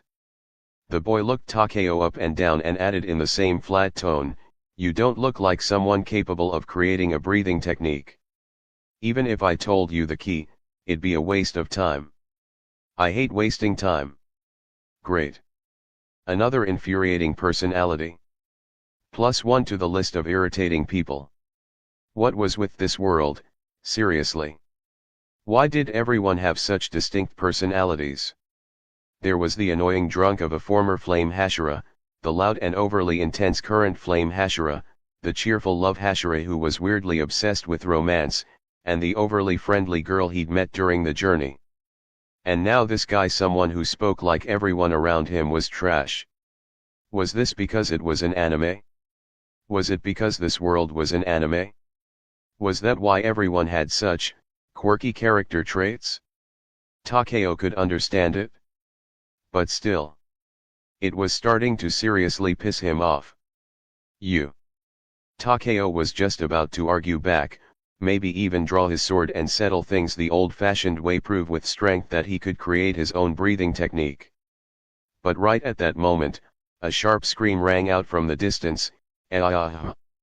It was Sakuma Iori.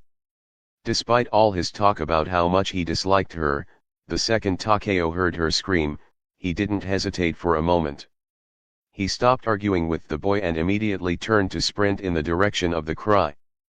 With no one left blocking his way, the boy should have simply continued forward. But instead, he stood still, watching Takeo's retreating figure. Then he glanced down at the hand he'd struck with the hand that Takeo had blocked. He stood there, silent, unmoving, as if deep in thought. 30. The hand demon behind Iori. What is this even? Sakuma Iori was sprinting through the forest, and behind her, a demon nearly as tall as the surrounding trees lumbered along in pursuit. Thump! Thump! Thump! It was massive, an existence that absolutely shouldn't have appeared in a place like this. Its entire body was covered in hands, layered over one another like armor, shielding every inch of flesh beneath. Its neck, usually a demon's weak point, was especially well protected, wrapped tightly in hands that made it nearly impossible for an average swordsman to sever it. Why the hell is this happening to me? Iori screamed internally as she ran. She had woken up only to find the sun had already set. That damned red-haired brat had disappeared who knows when, and the worst part? He had even gone out of his way to erase his tracks, leaving her no way to trace him with her observational skills. Seriously, does he hate me that much? Knowing that Takeo had long since left, Sakuma Iori couldn't help but grumble inwardly. It wasn't like she had to stick to him. It was just coincidence they'd run into each other on the way here, just coincidence they'd fought a powerful demon with a blood demon art together and saved some children. And also just coincidence. That red-haired brat reminded her of her younger brother. That was all. Okay, fine. Iori was lying. The real reason she kept tagging along with Takeo wasn't just because they'd fought together, it was because she saw a shadow of her younger brother in him. But there was no way she could ever say that out loud. That foul-mouthed brat would probably mock her to death if she did. So she kept that truth buried in her heart, telling herself she'd just spend a bit more time with him, then leave once she got sick of him. Strangely enough though, even though they constantly bickered over the past few days, Iori just couldn't bring herself to actually dislike him. Even though his personality was nothing like her brother's, sharp-tongued, overly mature, sometimes speaking like a grumpy old man despite looking so young. Totally unlike her sweet little brother, who used to call her Onisan, Onisan, and cling to her all the time. Yet no matter what, Iori just couldn't bring herself to dislike him. Maybe it was because he was still so young. That's what she sometimes thought. Because he was young, it was easier to forgive him for everything. And maybe because he was young and still chose to join the Demon Slayer Corps, Iori always had a lingering suspicion that there was a painful story behind that brat's determination. That was probably the real reason. Iori wanted to get along with him peacefully, but that brat didn't seem to appreciate it one bit. After eating so many of her rice crackers, he just left the next morning without a second thought. Boo-hoo. Did he even realize that those rice crackers were the last ones she had left? There were still 5 days left on this mountain, and now she had no food. Who knew if there was anything edible in this place? Muttering with resentment about Takeo, Iori carried on with her final selection. But when night fell, her nightmare began. She encountered that demon, the grotesque one with a massive body nearly the size of the surrounding trees, its flesh completely covered in arms. And then, it started chasing her. Before charging, it even muttered something like, "Oh." Isn't this my adorable little fox? Although it followed up with, TCH, just a random girl wearing a familiar mask, it had already set its sights on Iori, and no matter how far or fast she ran, it refused to let her go. The hand demon was incredibly powerful and terrifyingly fast. Iori had tried to strike it once, just to test it, but her blade hadn't even left a scratch. So she'd made the only sensible choice, run. But it was just like a cat toying with a mouse. The demon chased her at a deliberately short distance. It looked like she could escape at any moment, but in reality, the gap between them never widened at all. Why is there such a strong demon here? This is supposed to be a test, right? This isn't a test, it's fucking a death sentence. To vent her fear, Iori rambled on internally with rising frustration. The hand demon didn't seem to possess a blood demon art, but that hardly mattered. Its raw strength and monstrous body alone far outclassed the demon woman Iori had fought before. So what if it didn't have supernatural abilities? Just that grotesque body covered in arms with its overwhelming physical defense was more than enough to dominate the entire mountain. For a demon like this to be on Mount Fujikazan, something had to be wrong. Iori couldn't help but wonder darkly, was this deliberate? Did someone put this monster here to kill off the examines? But no matter how much she cursed or complained, she couldn't shake the hand demon off her trail. And now, it seemed the demon had grown bored of the chase. Oh ahaha, running back and forth, you're really getting on my nerves. I'm bored now, so the game's over, little fox. Several of the demon's arms suddenly flew outward, those arms stretched and twisted at impossible angles, lunging toward Iori with incredible speed. She couldn't see clearly, couldn't dodge in time, and there was no way she could cut through them. In the span of a heartbeat, Iori knew those arms were too tough to slice, and with how fast the hand demon attacked, she had no chance of avoiding them. But, she couldn't give up. During her fight with the demon woman, Iori had remembered what her cultivator grandfather once told her: in battles between life and death, the things you recall will etch themselves deeper into your being. That lesson stayed with her. And now, Iori refused to give in. Even if it was just a single swing, perhaps that might be enough to turn the tide. Time seemed to slow. In that final split second, Iori caught a faint glimpse of the hand demon's movement. Water surged, her body moved like a stream. Iori slashed out with her blade in an instant. The flowing current of water twisted between the demon's outstretched arms. Water breathing, third form, flowing dance. Iori's silhouette wove through the glint of water. Miraculously, she escaped the grasp of the hand demon's attack and even left a deep, bone-revealing gash across one of its outstretched arms. The hand demon let out a surprised grunt but then burst into gleeful laughter. Ka-hee-hee-hee. I thought you were just some fake fox who picked up a discarded mask. But that move of yours, it's just like my adorable little foxes. Ah, how lucky. It's been so long since I've seen someone with a fox mask use that technique. This is. The many hands on his body writhed with excitement, clawing at his skin as he laughed maniacally. This is truly delightful. Fox mask. Iori's mouth twitched. That damn red-haired brat really jinxed her. This mask was actually unlucky. Damn his cursed mouth. Would tossing the mask aside now make the demon let her go? That thought barely flickered through her mind before Iori crushed it. She didn't throw the mask away. In fact, she held it tighter against her body. She wouldn't beg a demon for mercy. She wouldn't yield. Even if this mask had somehow drawn in a nightmare like this, she refused to cast it away. Because the mask wasn't wrong. And neither were those who once wore it. The one at fault was this man-eating demon who had devoured who knows how many innocent lives. Iori wasn't wrong. The ones who wore the fox masks weren't wrong either. And if there was no wrongdoing, then there was no reason to discard it. No reason to give up.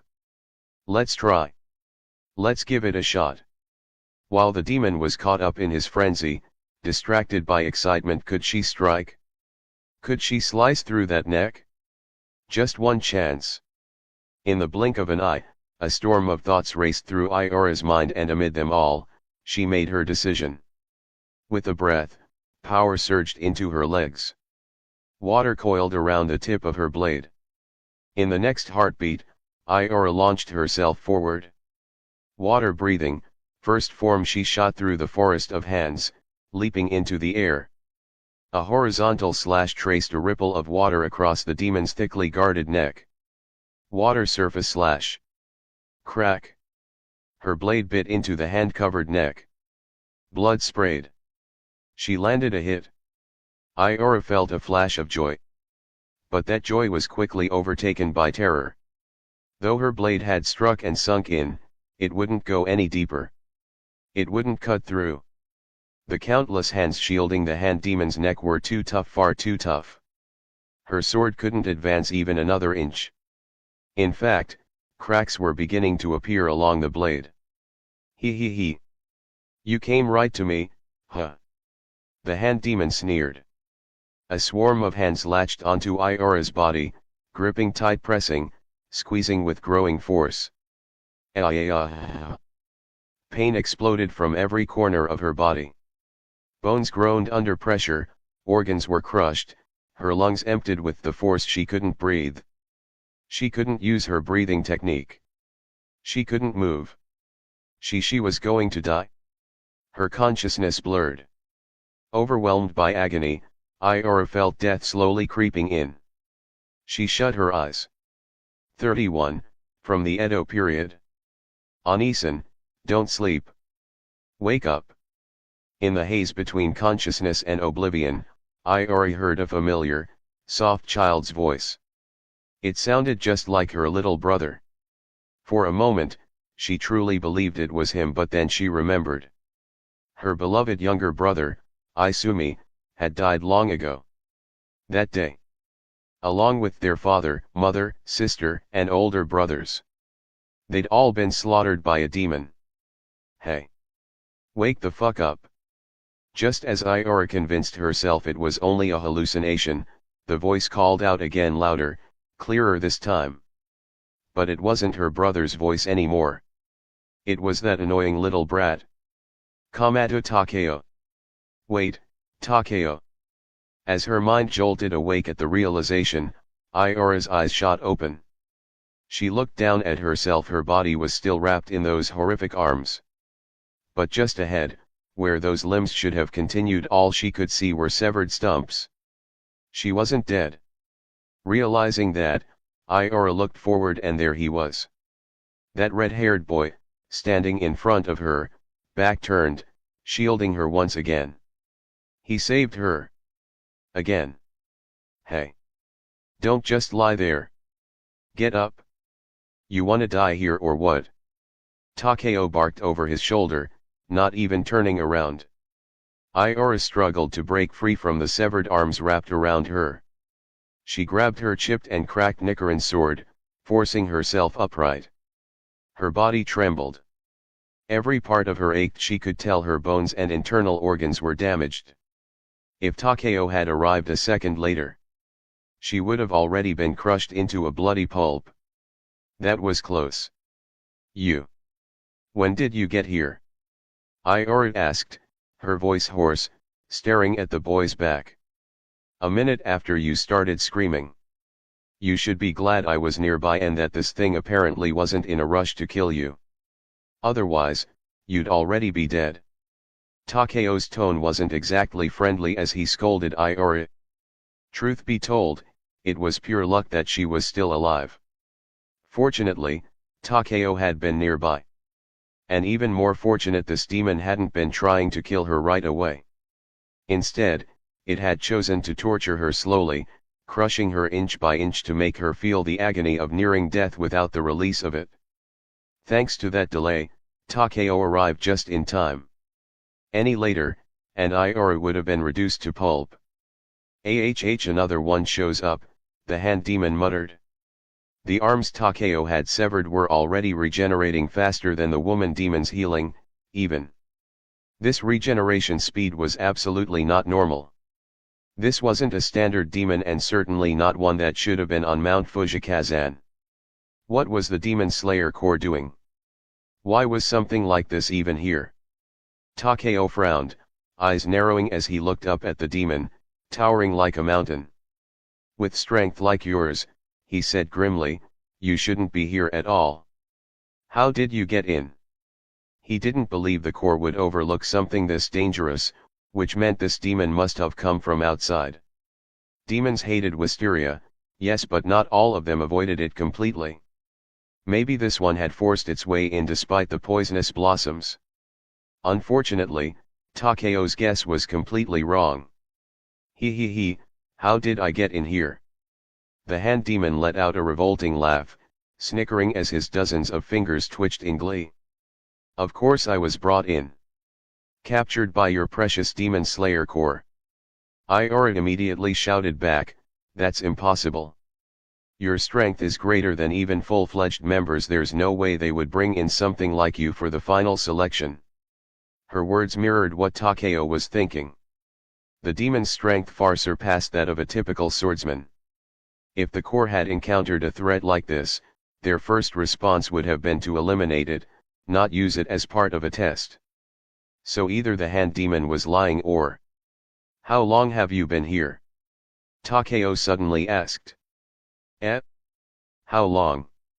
The demon paused, began counting on its fingers, and then tilted its grotesque head toward Takeo. Hey, brat, what year is it in the Meiji era? Meiji? It's already the Taisho era now, Takeo replied bluntly. The moment the words left his mouth, the hand demon's expression snapped. Taisho, Taisho. His entire body erupted in fury, blood vessels bulging and dozens of hands thrashing. He roared with rage, the countless hands on his body and face tearing at his own flesh. Some of them thrashed on the ground like enraged infants, pounding and screaming. The era changed.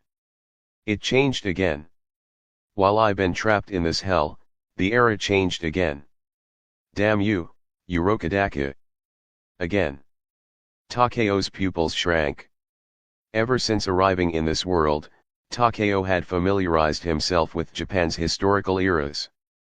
Before the Taisho era was Meiji, which lasted 44 years. But for this demon to scream again, it meant he had been imprisoned even before the Meiji era, the Edo period. Even if it was the final years of the Edo era, it had been at least 46 years since then. Which meant this demon had survived nearly half a century, trapped in this mountain. No wonder his strength was so terrifying. But if a demon this powerful had remained hidden on Mount Fujikazan all this time, how had the Demon Slayer Corps failed to notice? That was a serious oversight. Damn you, Urokodaka. Damn you, Urokodaka. Damn you, Urokodaka. The hand demon continued cursing that name, voice hoarse with hate. Takeo frowned. Urokodaka. The name sounded familiar. Beside him, Sakuma Iora asked in confusion, Urokodaka? Who's that? Ah. Urokodaka, he's the bastard who captured me. That damned man. He's the one who brought me here. And I've been trapped here for 47 years. 47 years. As expected, he was a demon from the Edo period. 47 years. Even if he had started off as a weak and ordinary demon, that much time was more than enough for him to grow terrifyingly powerful. No wonder his strength was on an entirely different level. Takeo's heart sank slightly, but he had no interest in listening to the hand demon continue ranting. Yes, his body was tough, his defense was absurd. But with Takeo's current strength, he should still be able to cut through that thick neck if he aimed precisely. Just as he was about to make his move, Sakuma Iori suddenly exclaimed in shock, "No way, how can a demon this old still be alive? Weren't the demons here supposed to be ones that only ate 1 or 2 people at most? Is that really what you're worried about right now?" Takeo silently complained in his head, but didn't say it aloud. After all, he was also wondering why this demon had managed to survive for so long. Ahahaha, that's because I was very careful. The hand demon began counting on his fingers, mumbling, each year, each final selection. I'd only eat one person, maybe two, tops. Only when one of those little foxes came in did I eat a few more. He grinned wide as he spoke. This demon was extremely cautious. From the very beginning, he had always hidden himself, never once taking on powerful demon slayers head-on. At first, he didn't even attack humans.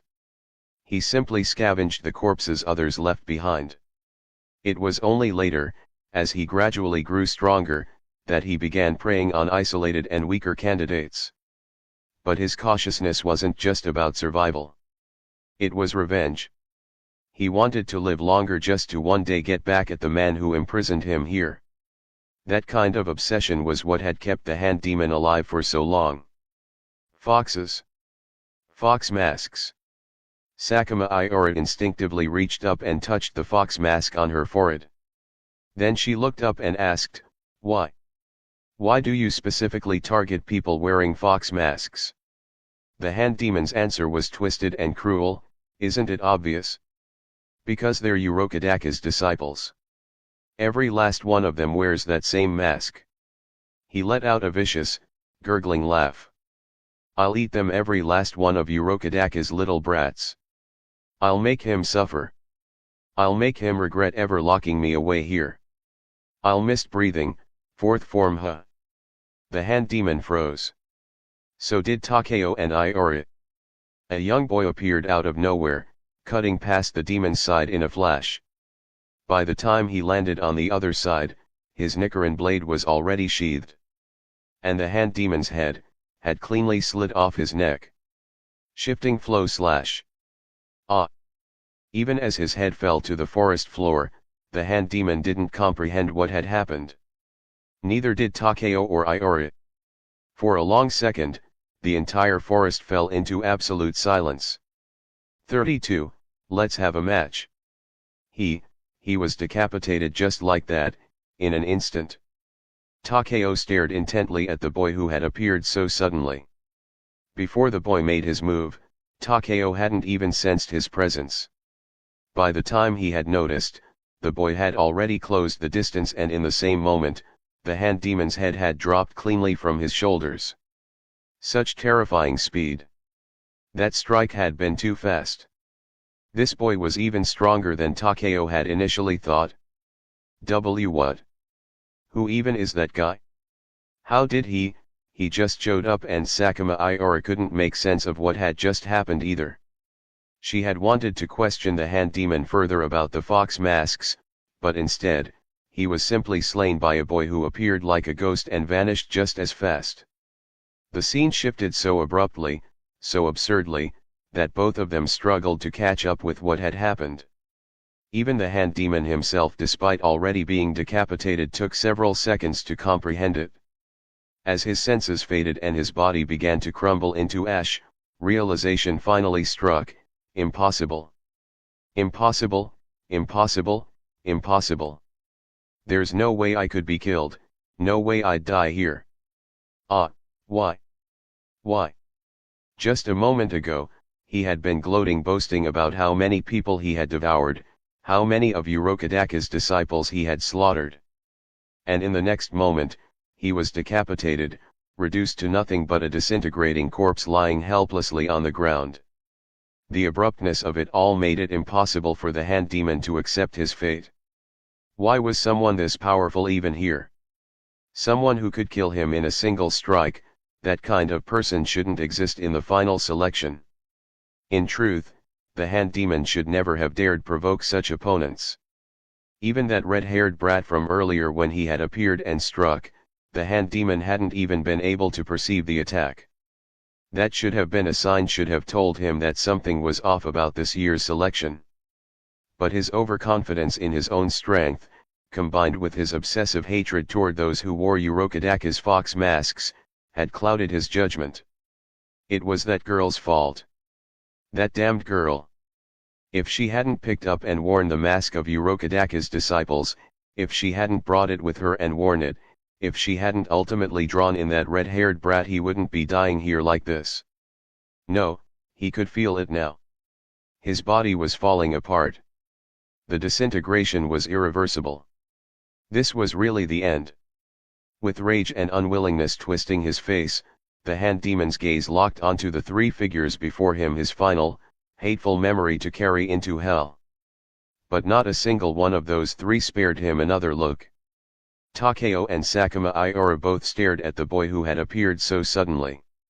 The boy, having just finished slaying the demon in one blow, turned to look back at them. Maybe it was the overwhelming strength he had just displayed, but Iora instinctively shrank back a little when his gaze met hers. Then she turned to Takeo and asked in a hushed voice, "Who is he?" "Someone you know." "Nah," Takeo replied, his expression oddly unreadable as he glanced at the boy. Brushing off Iora's question, he turned his attention to the newcomer.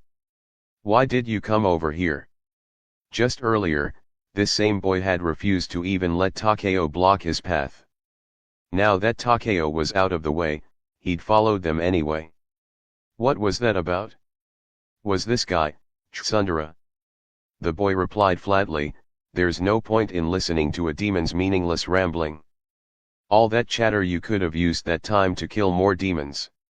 I thought you might be strong, so I was curious to see how you fought, but from the looks of it, I was just wasting my time." His words were calm, but they grated on the ears. From behind Takeo, Iora muttered with a twitch of irritation, "Takeo, is he your little brother or something? Why's his mouth as venomous as yours?" "Shut up," Takeo replied dryly. The black-haired boy's sharp tongue was already grating on Takeo's nerves. Iora's incessant chattering only made it worse. With an irritated glare at Iora, Takeo turned to face the boy again. "A waste of time? I don't think so.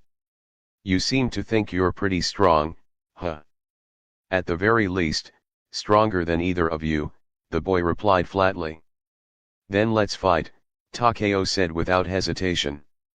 "Once the final selection is over, let's have a match." Takeo issued the challenge directly. This boy was powerful, clearly possessing his own unique breathing technique and original style. Takeo saw him as the perfect opponent. If he could spar with him, even if he lost, he knew he would learn something valuable. But instead of accepting, the boy tilted his head and asked plainly, "Why? What would I get out of fighting you? You don't look like you'd last even a single strike." Takeo's mouth twitched at the remark. He'd thought his confidence was justified, he did have a cheat-like advantage, after all. But this guy, who looked about the same age, was on a whole other level of arrogant.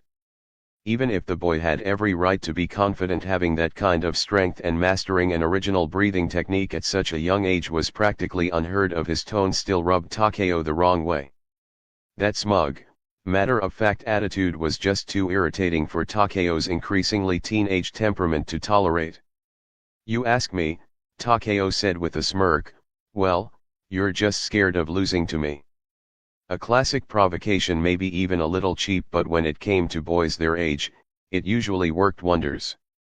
The black-haired boy looked indifferent on the surface, but Takeo caught the subtle change the way he straightened his posture just slightly. His voice stayed calm, but his pace quickened a fraction as he replied, "I don't believe you can beat me. Sure, you blocked my strike earlier, but that doesn't mean you're stronger than me. But if you're that eager to fight, then I'll accept. After the final selection, right? I'll be waiting outside." "Perfect. It's a deal." Takeo's lips curled into a grin. Hook, line, and sinker. Sweet. After agreeing to fight after the final selection, the boy turned and left. Just like when he arrived, he vanished without a sound, swift as the wind, disappearing in the blink of an eye. Only then did Sakuma Iora dare to approach Takeo and speak. She poked him in the cheek and muttered, "Hey, you think you can win? That guy felt stronger than you." Then she continued mumbling under her breath, "What's up with kids lately? One after another, all of them are absurdly strong. You're like that, he's like that. Don't tell me all the official demon slayers are like this." Seeing two freakishly strong boys both around the age of 12 was enough to shake Iora's confidence a bit. "Don't worry, I don't think all officials are like us. And what about your challenge just now? You are confident that you can win?" Sigh. Takeo swatted her finger away from his cheek and replied calmly, "Honestly. Nah, I'd lose." Iora stared at him in disbelief. "Then why are you still going to fight him? So what? Just because I might lose, I shouldn't fight? If that's how you think, why don't you run the next time you see a powerful demon?" Takeo shot back with a rhetorical question. It was precisely because he might lose that he wanted to fight. After all, that boy was strong, but Takeo felt he could at least put up a decent fight. Fighting an evenly matched opponent was the best way to gain real combat experience. That was what Takeo believed. Meanwhile, Sakuma Iora answered his earlier question without hesitation. "I did run. But I couldn't outrun it." She said it with such bold self-righteousness that Takeo was momentarily speechless. Then his eyes shifted to the fox mask in Iora's arms, and he commented, "See, that's why I said it was bad luck. Look, it literally brought a demon straight to you. It was meant to be a casual jab. Over the past 2 days, their dynamic had evolved into a back-and-forth rhythm of teasing and banter." Takeo fully expected her to fire back. But Iori suddenly fell silent. She gently stroked the mask cradled in her arms, her expression unreadable. "Sakuma!" Takeo called out to her. Then Iora looked up at him, her eyes serious. "I still believe it was the wool left behind in this mask that protected me. It's not unlucky at all." She spoke with unwavering conviction. 33, Takeo got beheaded. By her. Even after all this time, the fox mask remained intact. That alone proved the mask's craftsmanship. Whoever made it had poured their heart and soul into it. That person, without a doubt, had to be the one the hand demon had cursed so bitterly, Urokadakase Kanji. Urokadaka-san had handcrafted these masks and given them to his disciples. He must have placed great hope and expectations upon them. But those disciples had all perished here. What kind of feelings must have weighed on Urokadaka-san when he learned his disciples had died? Did he blame them for not being strong enough? Or did he blame himself, thinking he hadn't trained them well enough to survive the final selection? No one knew, and no one ever would. No one would know that the blame didn't lie with the disciples. The fault lay entirely with that wretched hand demon. No one would ever know that the ones who had once worn these masks might have been incredible prodigies. No one would ever know that they might have been stronger than anyone else in their entire generation. "I'm going to take this mask out of here," Sakuma Iora said quietly, after a long silence, turning to Takeo with resolve in her voice. Because Sakuma Iora was rarely this serious and her gaze this resolute, Takeo, for once, didn't argue with her. He simply nodded and said quietly, "You're right. After all, we need to report everything to the Demon Slayer Corps." A demon that had lived nearly 50 years had been hiding within Mount Fujikazan, the location of the final selection. One that had devoured who knew how many gifted children. That was no small matter. It was something the Corps had to take seriously. To most candidates, the hand demon was overwhelming. For those who hadn't yet mastered any form of breathing technique, facing that monster was practically a death sentence. Even those who had learned breathing techniques, if they were on the weaker side, stood no chance of cutting through the countless hands that protected its neck. Take Iora, for instance. And the hand demon had specifically targeted candidates wearing fox masks, those who had once trained under Urokadaka Kanji. Those masked swordsmen might have had what it took to stand against the hand demon, maybe even fight him evenly. The broken fox mask Iora now held was proof of that. To be able to hold their own against such a demon during the final selection, in terms of both talent and strength, those swordsmen must have been extraordinary. Perhaps they might have even grown into Hashira. But instead, they died here. Which is why the truth had to be reported. The Corps needed to re-evaluate the situation inside Mount Fujikazan. The hand demon had hidden here for decades without being discovered. There was no guarantee he was the only exception. The Demon Slayer Corps needed to re-examine Mount Fujikazan from top to bottom. And to make that happen, both Takeo and Sakuma Iori had to bring the mask out. It wasn't just about alerting the Corps, it was about giving closure to the fallen swordsmen who once wore those masks, and to the man who crafted them and trained those children, Urokadaka Seikanji. Once they'd made that decision, Takeo glanced at Iori. His gaze swept over her battered form before he smirked and said teasingly, "By the way, with how beat up you are you sure you're in any condition to keep taking this test?" Ah! Iori winced. It hadn't been so bad until Takeo pointed it out. Now, her entire body felt like it was screaming in pain. She immediately dropped to the ground, clutching the mask and rolling back and forth. "Ow ow ow ow. It hurts. My bones are probably cracked, and maybe even my organs, gah. It really hurts." Watching her flail like that, Takeo just rolled his eyes. If she had enough energy to roll around and wail like a child, then clearly her injuries weren't life-threatening. The theatrics? Takeo could see right through them. He gave her a light kick and sighed. "All right, cut the act. I never said I wasn't going to help you." "Eh? Really? You're hurt this badly? If I just left you here, that'd make me pretty heartless, wouldn't it? So relax. I'll stay with you until the final selection ends. Happy now?" As soon as Takeo said that, Iori's eyes lit up. She shot up from the ground and threw her arms around him, rubbing her cheek against his as she cried out in delight. "I knew it. You act like a jerk, but deep down you care about me. Seriously, stop being shy. Just say it out loud, what's the big ow, ow, ow? That hurts." Her overly dramatic affection made the veins on Takeo's forehead twitch. Getting hugged by a girl, if this were his previous life, he'd probably be over the moon. But right now, smelling the not-so-subtle stench of someone who hadn't bathed in days, Takeo felt lightheaded with disgust. Unable to take it anymore, he jabbed one of her bruises and kicked her off him. Then stomped on her butt for good measure. You get one nice moment and immediately get carried away. Listen up.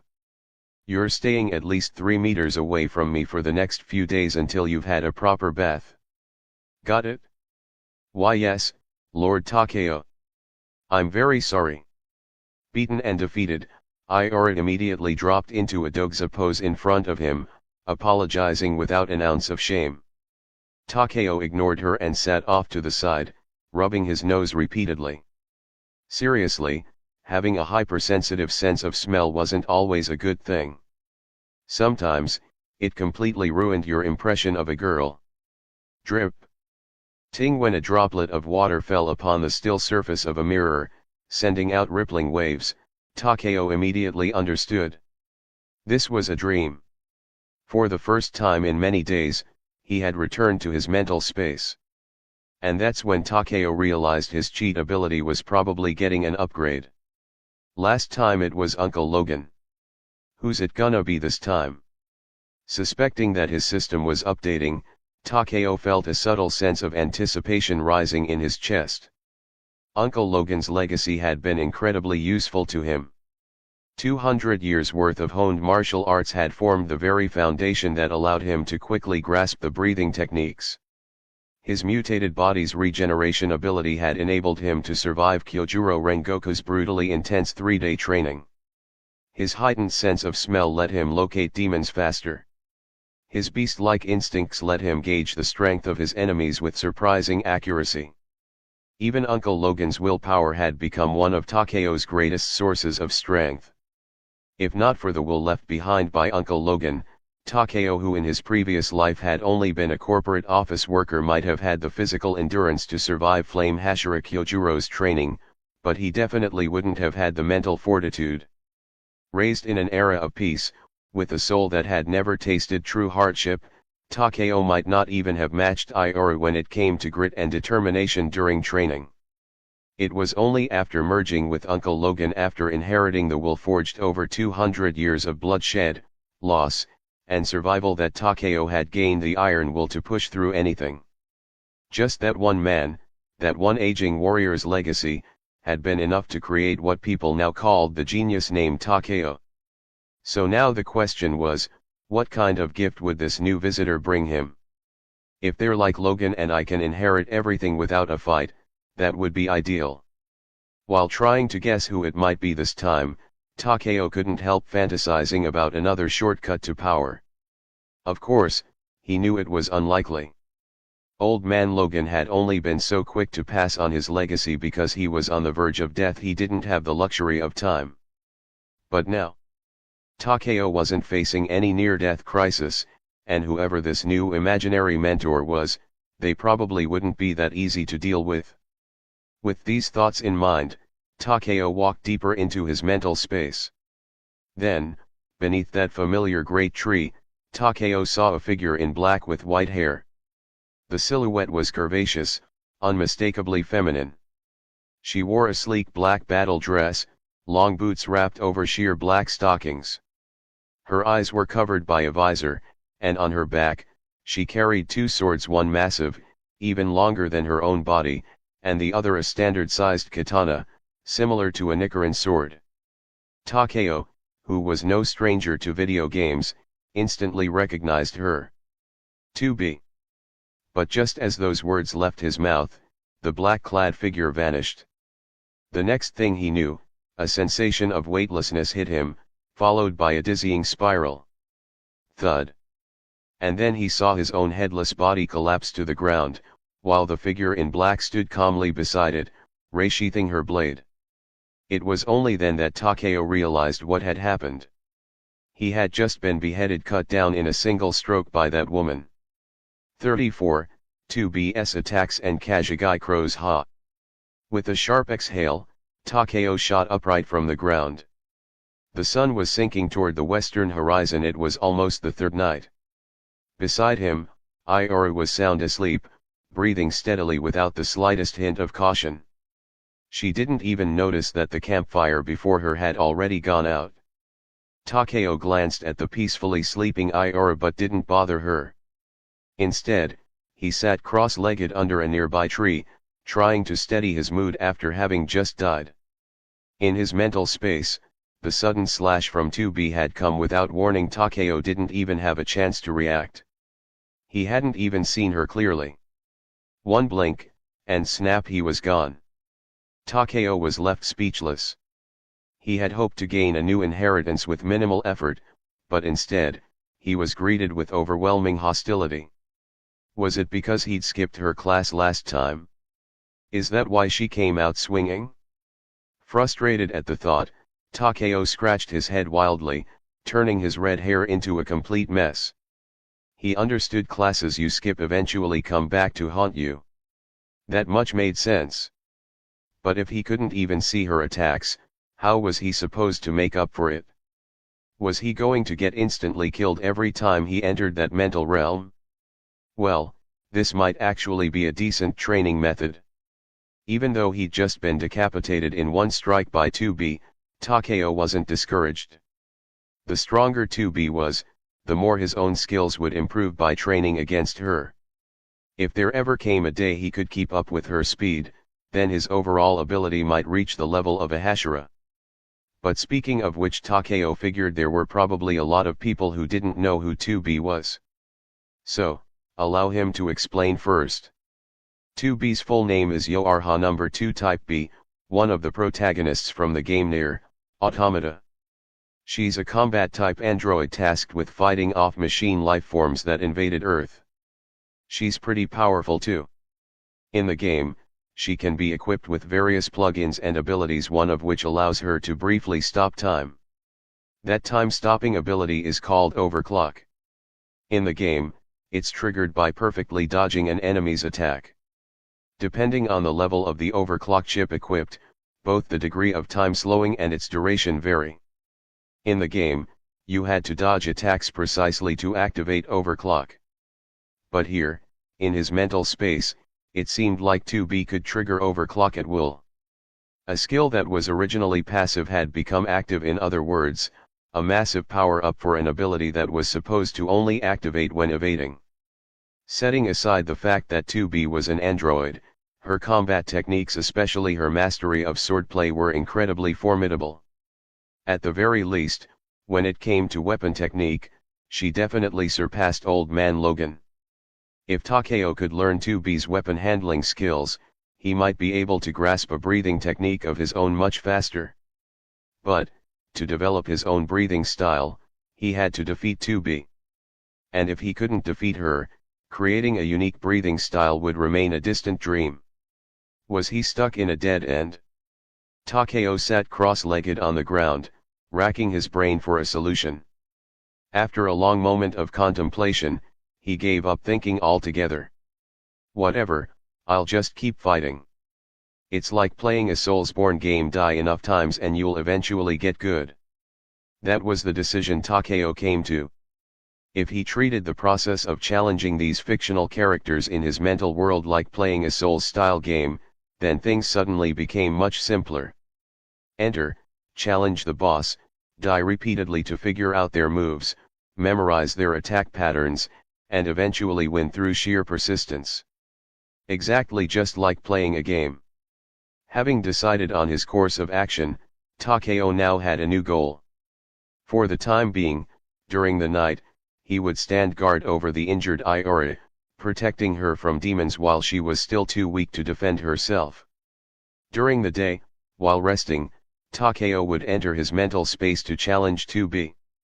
Takeo, after sleeping, was again inside his mind space. He saw her silhouette and tried to say something, but before a word left his mouth, she vanished. He didn't even sense which direction she came from. Just thud.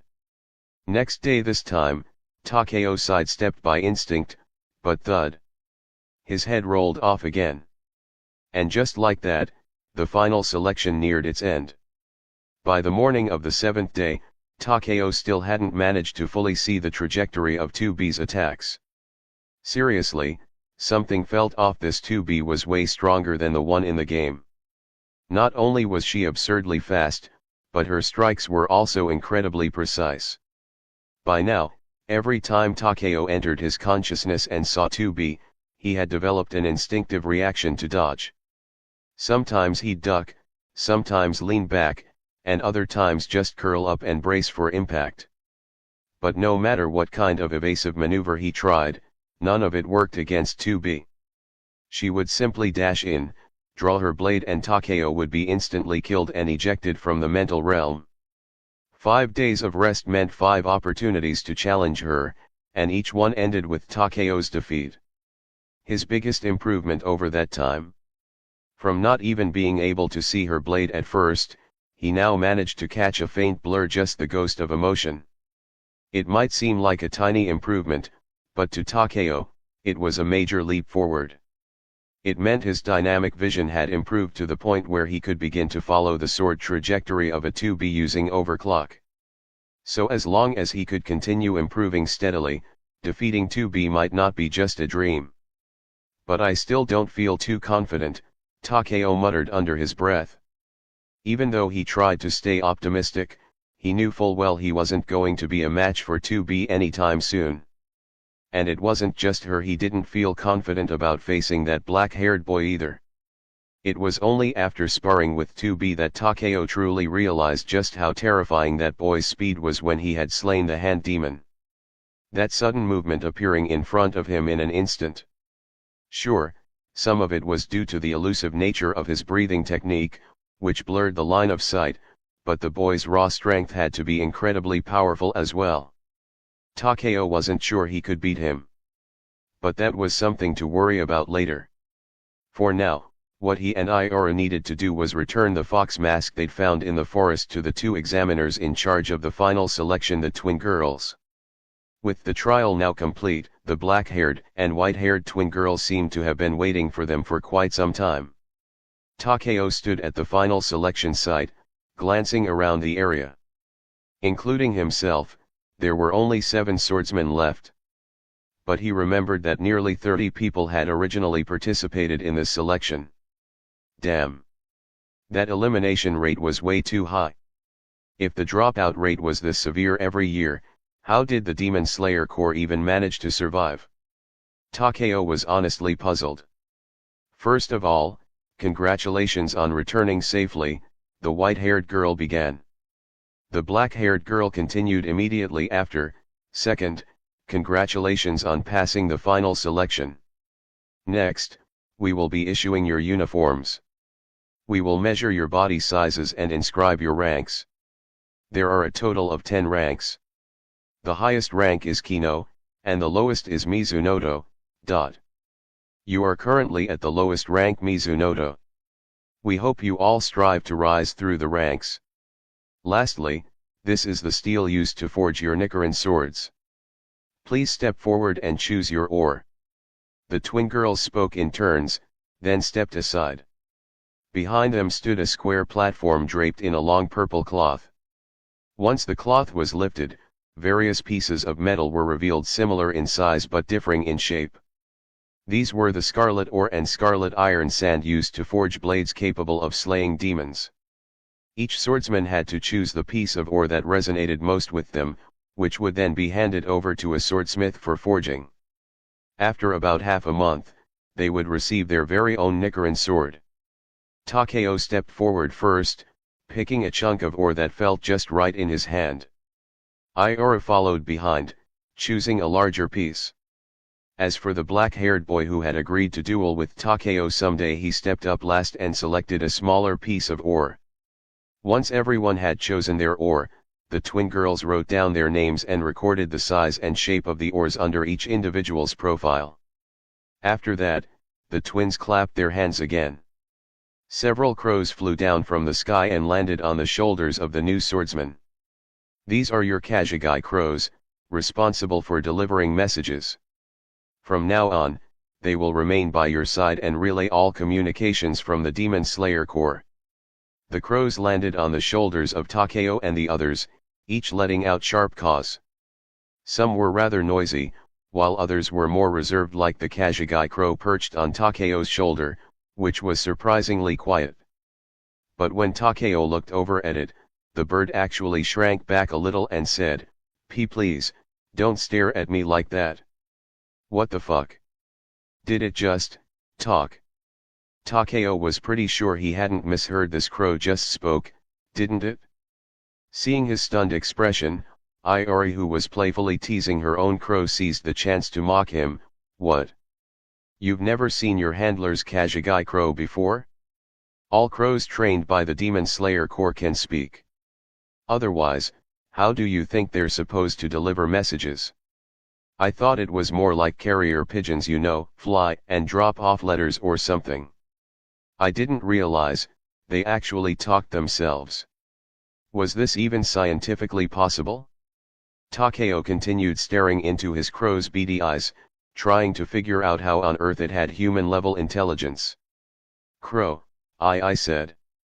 Don't stare at me."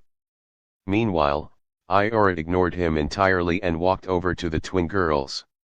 Noticing her sudden movement, Takeo finally remembered. Right, they still hadn't reported the situation related to that Urokodaka-san, the hand demon, or the other disciples trained by Urokodaka. 35, the duel starts. After everything had concluded, Iori approached the twin girls with the mask in hand and told them what had happened in the mountain. She spoke of the hand demon, and how it had been relentlessly hunting down Urokodaka-san's disciples over the years. Upon hearing this, the twins finally showed a flicker of emotion on their otherwise calm faces. The black-haired girl said, "So, that's what was going on?" "Yes," Iori replied. That's why I'd like to ask you to pass on a message to the man named Urokodaka that the hand demon has been slain, and that his disciples can now rest in peace. Please don't worry, we'll make sure he receives the message, the twins responded in unison. Then they glanced at the mask Iori held in her arms and asked, "Is this a relic of one of Urokodaka-san's disciples?" "It is. But I'd like to keep it," Iori said in a soft but firm voice. Technically, she had no right to keep a belonging of Urokodaka's disciples. But since it was she who encountered the hand demon and uncovered the truth, the twins didn't object. They only said they would later consult with Urokodaka about the matter. After that, they said no more. Takeo stood beside Iori, not having said a single word from start to finish. It was only after Iori finished explaining things and walked away from the twins that he turned to her and asked, puzzled, "Why didn't you mention that it was the mask that allowed the hand demon to recognize Urokodaka-san's disciples?" Iori had revealed almost everything. She had laid out the truth in great detail. But she had deliberately left out one crucial fact, that the hand demon hadn't identified Urokodaka's disciples by skill, but by their masks. She hadn't said a word about that. "Sigh, you young boy, so completely clueless," Iori rolled her eyes at him in response to his question. Takeo's mouth twitched. "What's that supposed to mean?" "I mean you're dumb." "Dumb Takeo," Iori said bluntly, pointing at him without hesitation. Before he could shoot back with words of his own, she continued, "Think about it. If Urokodaka-san finds out about the mask, what do you think he'd feel? He'd be heartbroken, wouldn't he? And he'd definitely blame himself. If it were me, if I found out that the gift I gave my disciples became their death sentence, I'd probably be so guilt-ridden I'd want to die. That kind of pain. Urokodaka-san would feel it too. So this is enough. Sometimes, not all truths need to be spoken because sometimes, they only hurt people." For once, Iori spoke with rare seriousness. Her voice was soft, but her words left Takeo with nothing to say in return. He truly hadn't thought about that. He had only considered reporting the truth to the Demon Slayer Corps. He hadn't thought beyond that. He had completely overlooked how Urokodaka-san might feel. In that regard, Iori had done far better than him. And so, for once, Takeo didn't argue with her. He simply looked at the mask Iori now wore across her forehead, saying nothing for a long time. Their silence was suddenly broken by a wooden sword flying through the air. Whoosh! Hearing the wind split, Takeo instinctively reacted, raising his arm and catching the wooden blade mid-air. Following the direction it came from, he spotted the black-haired boy from before also holding a wooden sword, standing in the distance. "We agreed earlier. Hurry up and pick up your sword. I want to finish this and leave." The boy spoke quietly, without even acknowledging Takeo's presence. "Completely looking down on me, huh?" Wooden sword in hand, Takeo noticed the twin girls standing behind the boy. They seemed to be waiting for him, and interestingly, the black-haired twin actually looked slightly surprised after hearing what the boy had just said. What exactly she was surprised about, Takeo couldn't tell. But it didn't seem important, so he didn't dwell on it. Instead, he motioned for Iori to step back, then gripped the wooden sword tightly and followed the boy to an open area nearby. "Come to think of it, I haven't introduced myself. I'm Kamado Takeo. What's your name?" It was customary to state your name before a fight. You couldn't very well brawl with someone and not even know who they were. But Takeo's courtesy might as well have been tossed to a blind man. The boy, upon hearing Takeo's name, didn't introduce himself at all. Instead, he replied flatly, "It doesn't matter. You're just someone insignificant. What the fuck?" Seriously, this brat's attitude was unbelievably irritating. Hasn't anyone ever taught him what manners are? While Takeo was grumbling inwardly, the boy spoke again, "Can we start now?" Takeo flicked the wooden sword in his hand, then gripped it with both hands and stared seriously at his opponent. Yeah. Ready. If the guy didn't want to say his name, fine, then they'd fight. If Takeo won, he'd ask for the name afterward. That was his plan. But just as that thought surfaced in his mind, his pupils suddenly contracted. He swung his wooden sword hard off to the side. Clack! The sound of wooden swords clashing rang out.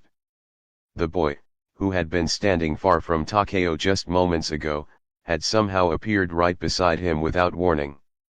Takeo had only managed to catch the faintest blur, a residual image of the boy's movement. And it was only because of that blur that Takeo had been able to sense the direction of the attack and react in time. Oh! The boy let out a quiet sound of surprise, clearly not expecting Takeo to block the strike. But the boy's surprise lasted only a moment. He immediately pressed forward, swinging his wooden sword at Takeo in a relentless assault. Clack! Clack! Two more sharp impacts echoed as their wooden blades collided. The boy's attacks were swift and ruthless. Takeo found himself completely unable to counterattack. He could barely even defend himself. He's so fast. That was all Takeo could think as he tried to block the onslaught. His opponent's speed was unbelievable, and every strike was frighteningly precise. Each swing was aimed squarely at a vital point on Takeo's body. Had they connected, they would have ended the match instantly.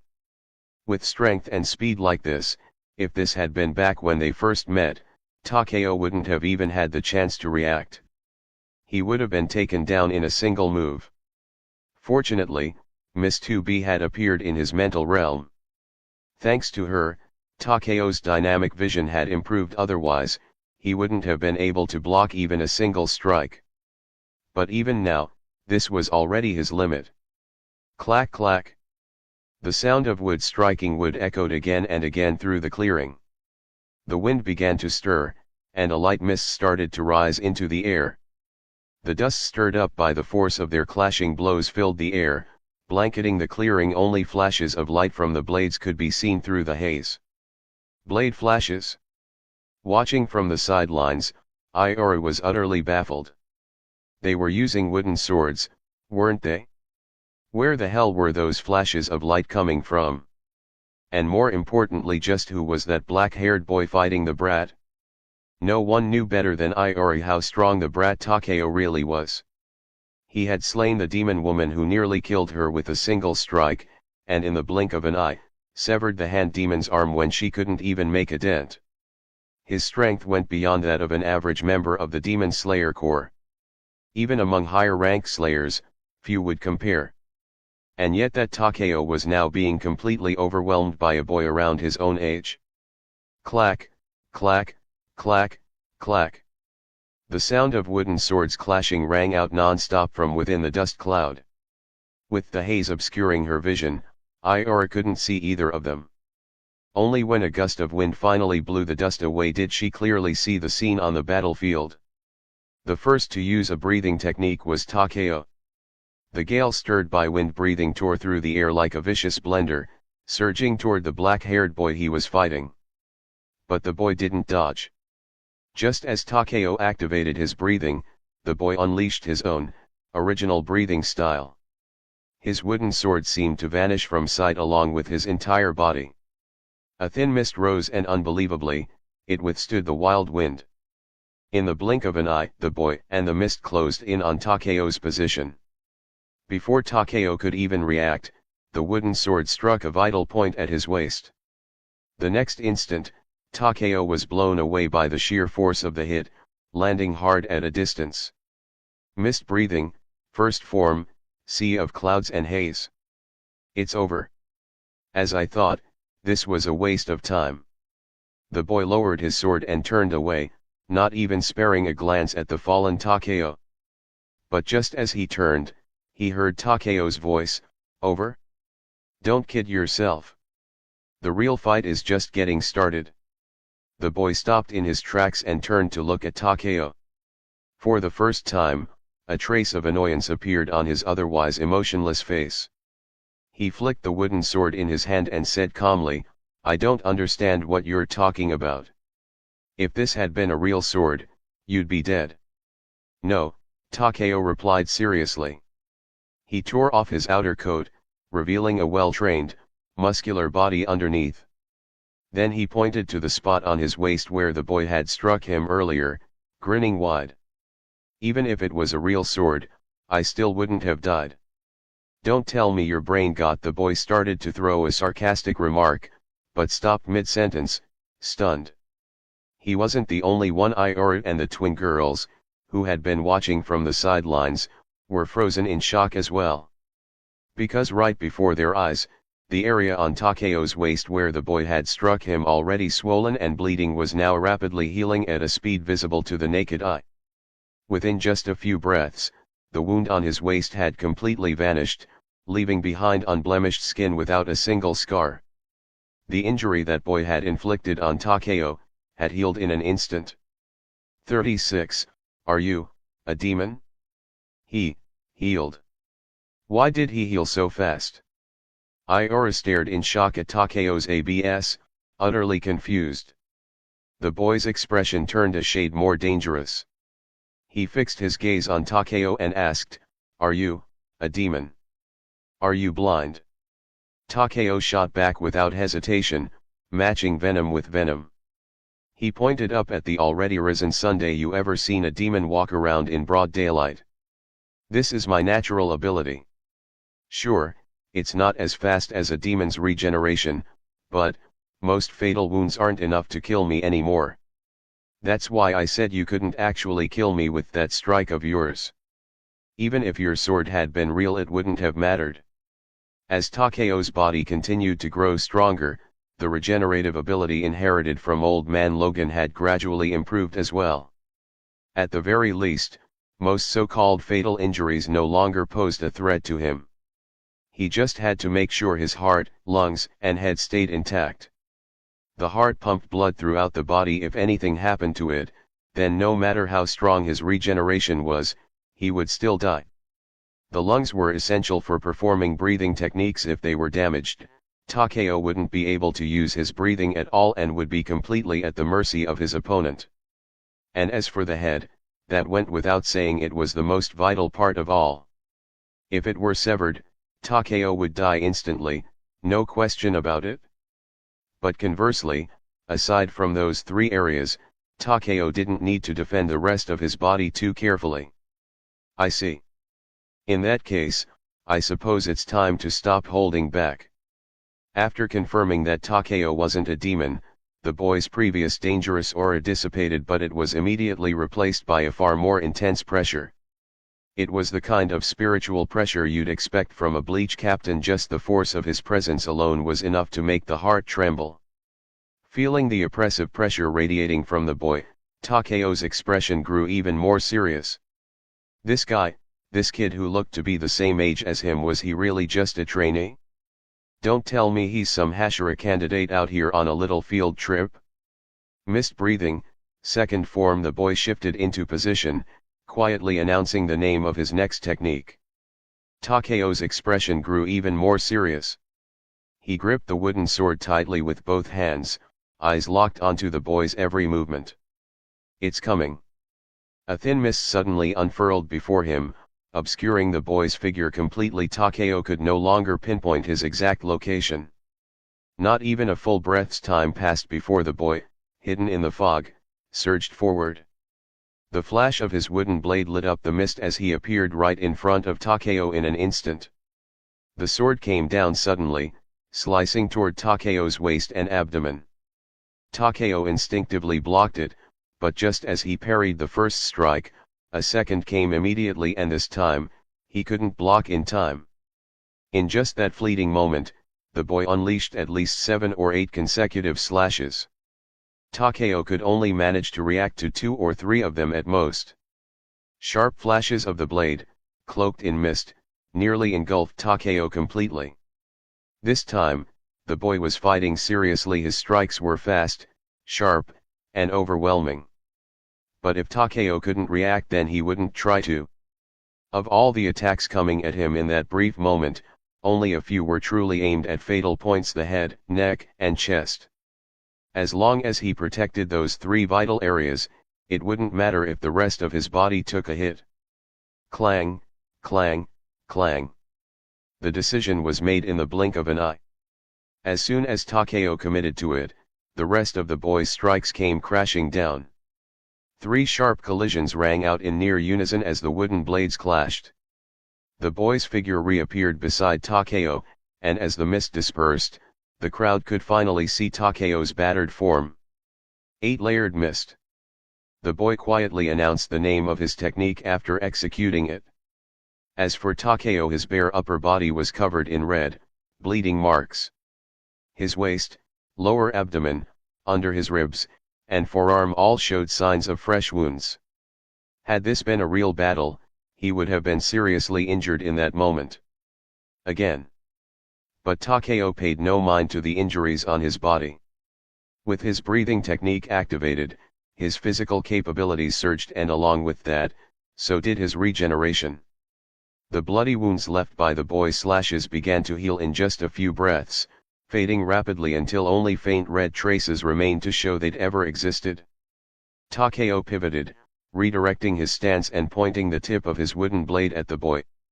A cutting wind wrapped itself around the wooden sword, and in the instant he turned, Takeo unleashed his breathing technique.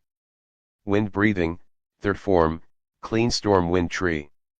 3 slashes erupted from Takeo's position, each radiating outward from his body like a counterattack mirroring the flurry the boy had just unleashed. Mist breathing, 4th form. The boy nimbly dodged Takeo's strikes. His movements were like mist untouched by wind, slipping through the gaps in the air currents and weaving effortlessly between Takeo's attacks. Then, he struck back with incredible speed. Shifting flow slash. Before the name of the technique had even left his lips, Takeo had already been hit. The boy's sword was blindingly fast, so fast, it was nearly on par with 2B after she activated overclock in Takeo's mental realm. Just as Takeo couldn't react in time to 2B's assaults, he couldn't keep up with the boy's movements either. But still, the boy hadn't managed to kill Takeo in a single strike. The slash that had been aimed for Takeo's neck was narrowly redirected to his chest at the last moment, thanks to a desperate twist of his body. A long, narrow red gash opened, blood seeping from the wound. Knowing full well that Takeo had exceptional regenerative powers, the boy didn't hold back during their match. Which meant that even a wooden sword when swung with full strength was enough to tear Takeo's flesh apart. Takeo didn't say a word. When the boy vanished and reappeared behind him again, he immediately turned and gave chase. He ignored the wounds on his body.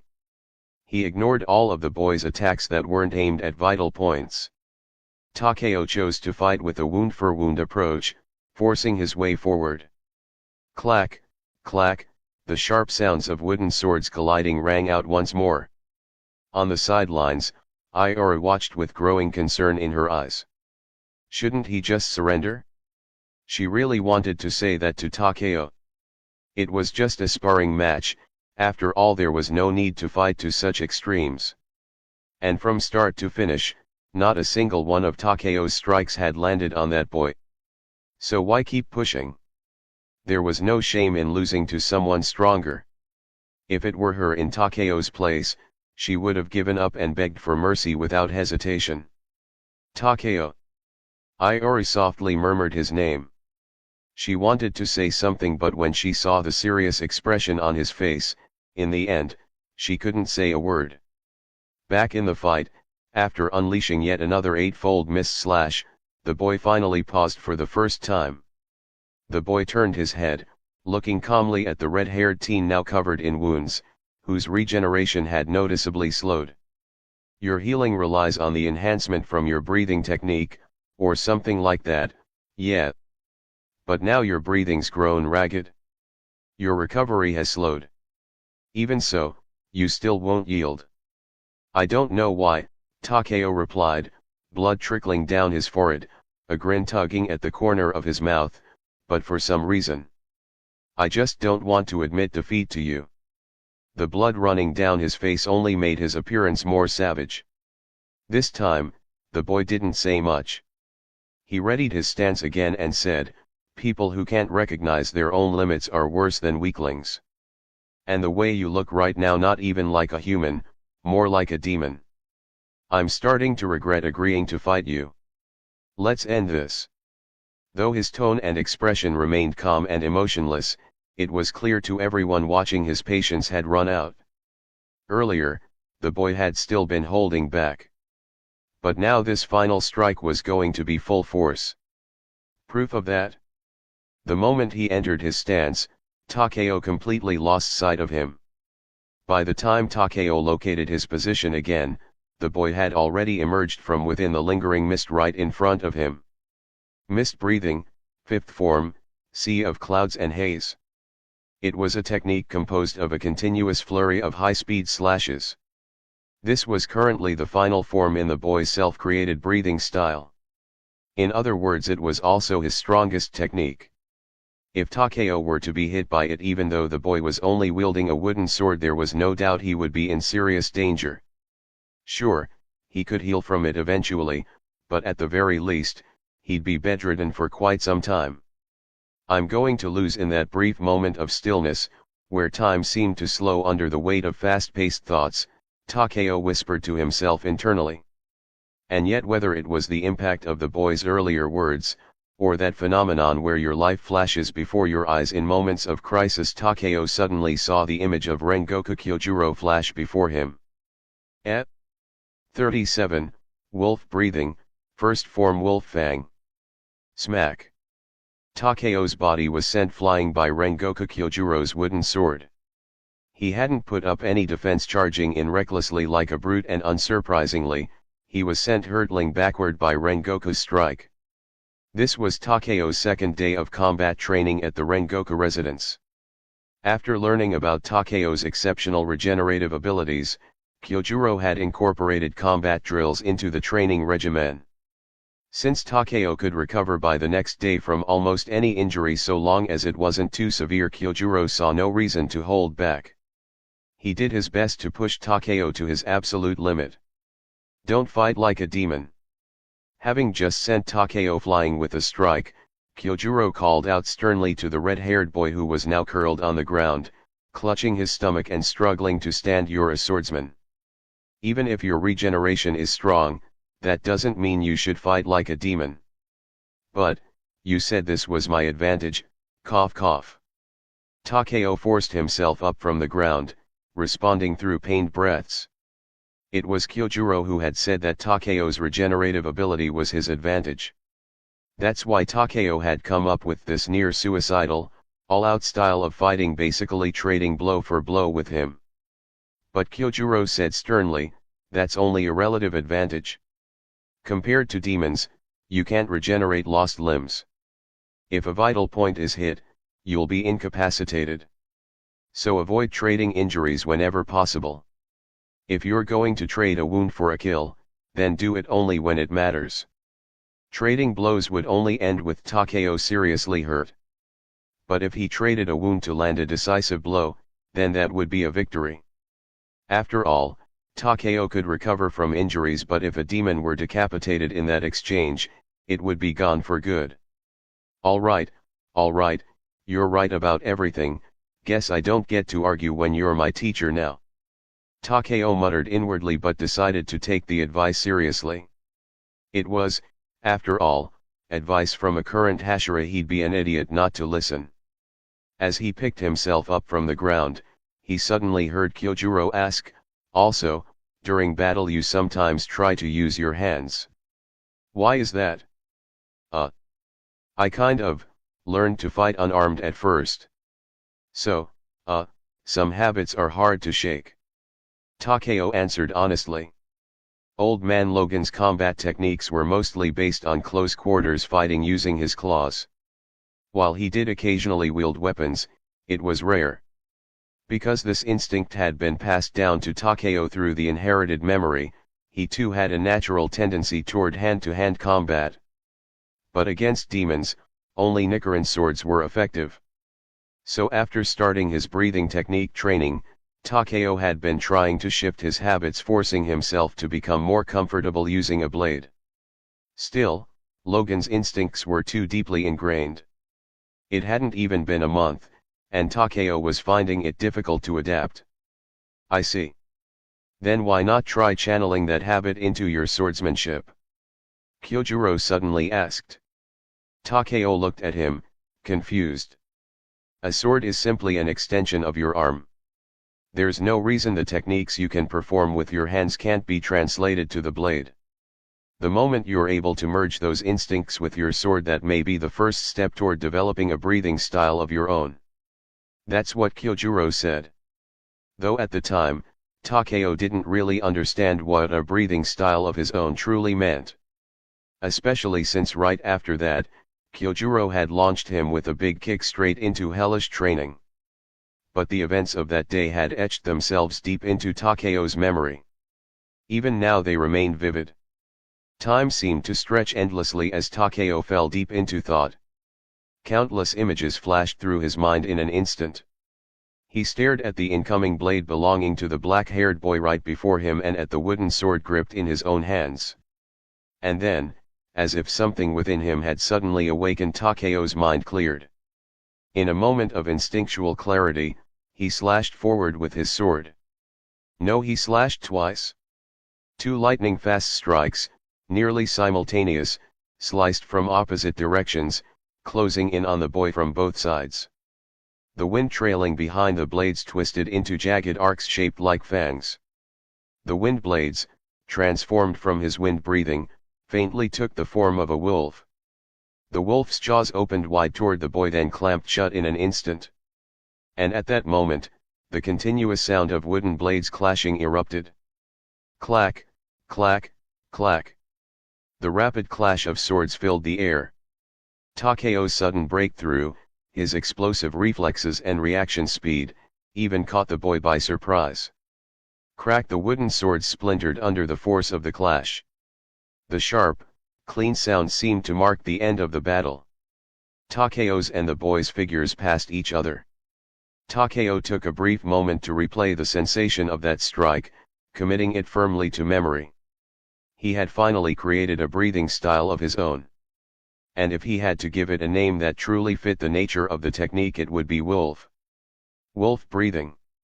The counterattack he had just used against the boy, that was the first form of his new style. Wolf breathing, first form wolf fang. Even though Takeo was thrilled to have forged his own breathing style, he knew full well the battle wasn't over yet. So the moment they passed each other, he spun back around to strike again. Wind curled around his body. This wolf breathing, born from an extension of wind breathing, retained the ability to generate wind blades as well. Forming wind into the fangs and claws of a wolf, designed to tear through the enemy, this was the essence of wolf breathing. Every single strike Takeo unleashed carried the violent, shredding force of a wolf's claw. He once again unleashed the first form of wolf breathing. Two consecutive slashes from the left and right, like the open jaws of a starving wolf, snapped toward the boy with ferocity. The boy responded instantly. He spun around and swung his blade back with elegant, dreamlike precision. Bubbles seemed to shimmer in the air. Under the refracted light of the mist and sun, the blade reflected with rainbow hues, a dazzlingly beautiful strike beneath the sunlight. And it was incredibly fast. Mist breathing, third form, scattering mist splash. I can see it. Though the boy's slash was swift, Takeo could follow its trajectory. Because in that moment when he created his own breathing style, Takeo had drawn all of his focus into perfect alignment. He had never felt this clear-headed, this in sync with his body. Not only could he track the boy's blade, he could now finally execute a technique he had only ever imagined until now. Reversing the tip of his blade, Takeo ignored the incoming slash entirely and launched a high-speed thrust straight at his opponent.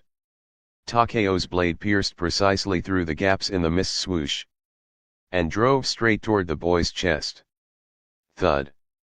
Thud. Two strikes landed nearly at the same time. The boy's blade slashed across Takeo's ribcage, while Takeo's own sword tip pressed directly against the boy's heart. Wolf breathing, Second form, Lone Wolf's Last Stand. A thrust-style technique that abandons all defense, committing to a desperate, all-or-nothing strike in a dire situation. It was a move only Takeo, with his exceptional regenerative ability, could afford to use. You've lost. Takeo, who had just unleashed this technique, ignored the searing pain radiating from his ribs and stared directly at the boy's chest. If this had been a real blade, it would have already pierced through the boy's heart. And unlike Takeo, the boy didn't have the ability to recover. He was just a regular human in that regard. Under this move, the outcome was decided. I lost. The boy looked down at his chest, quietly acknowledging the pain he felt and the result. Then he lifted his head and met Takeo's gaze.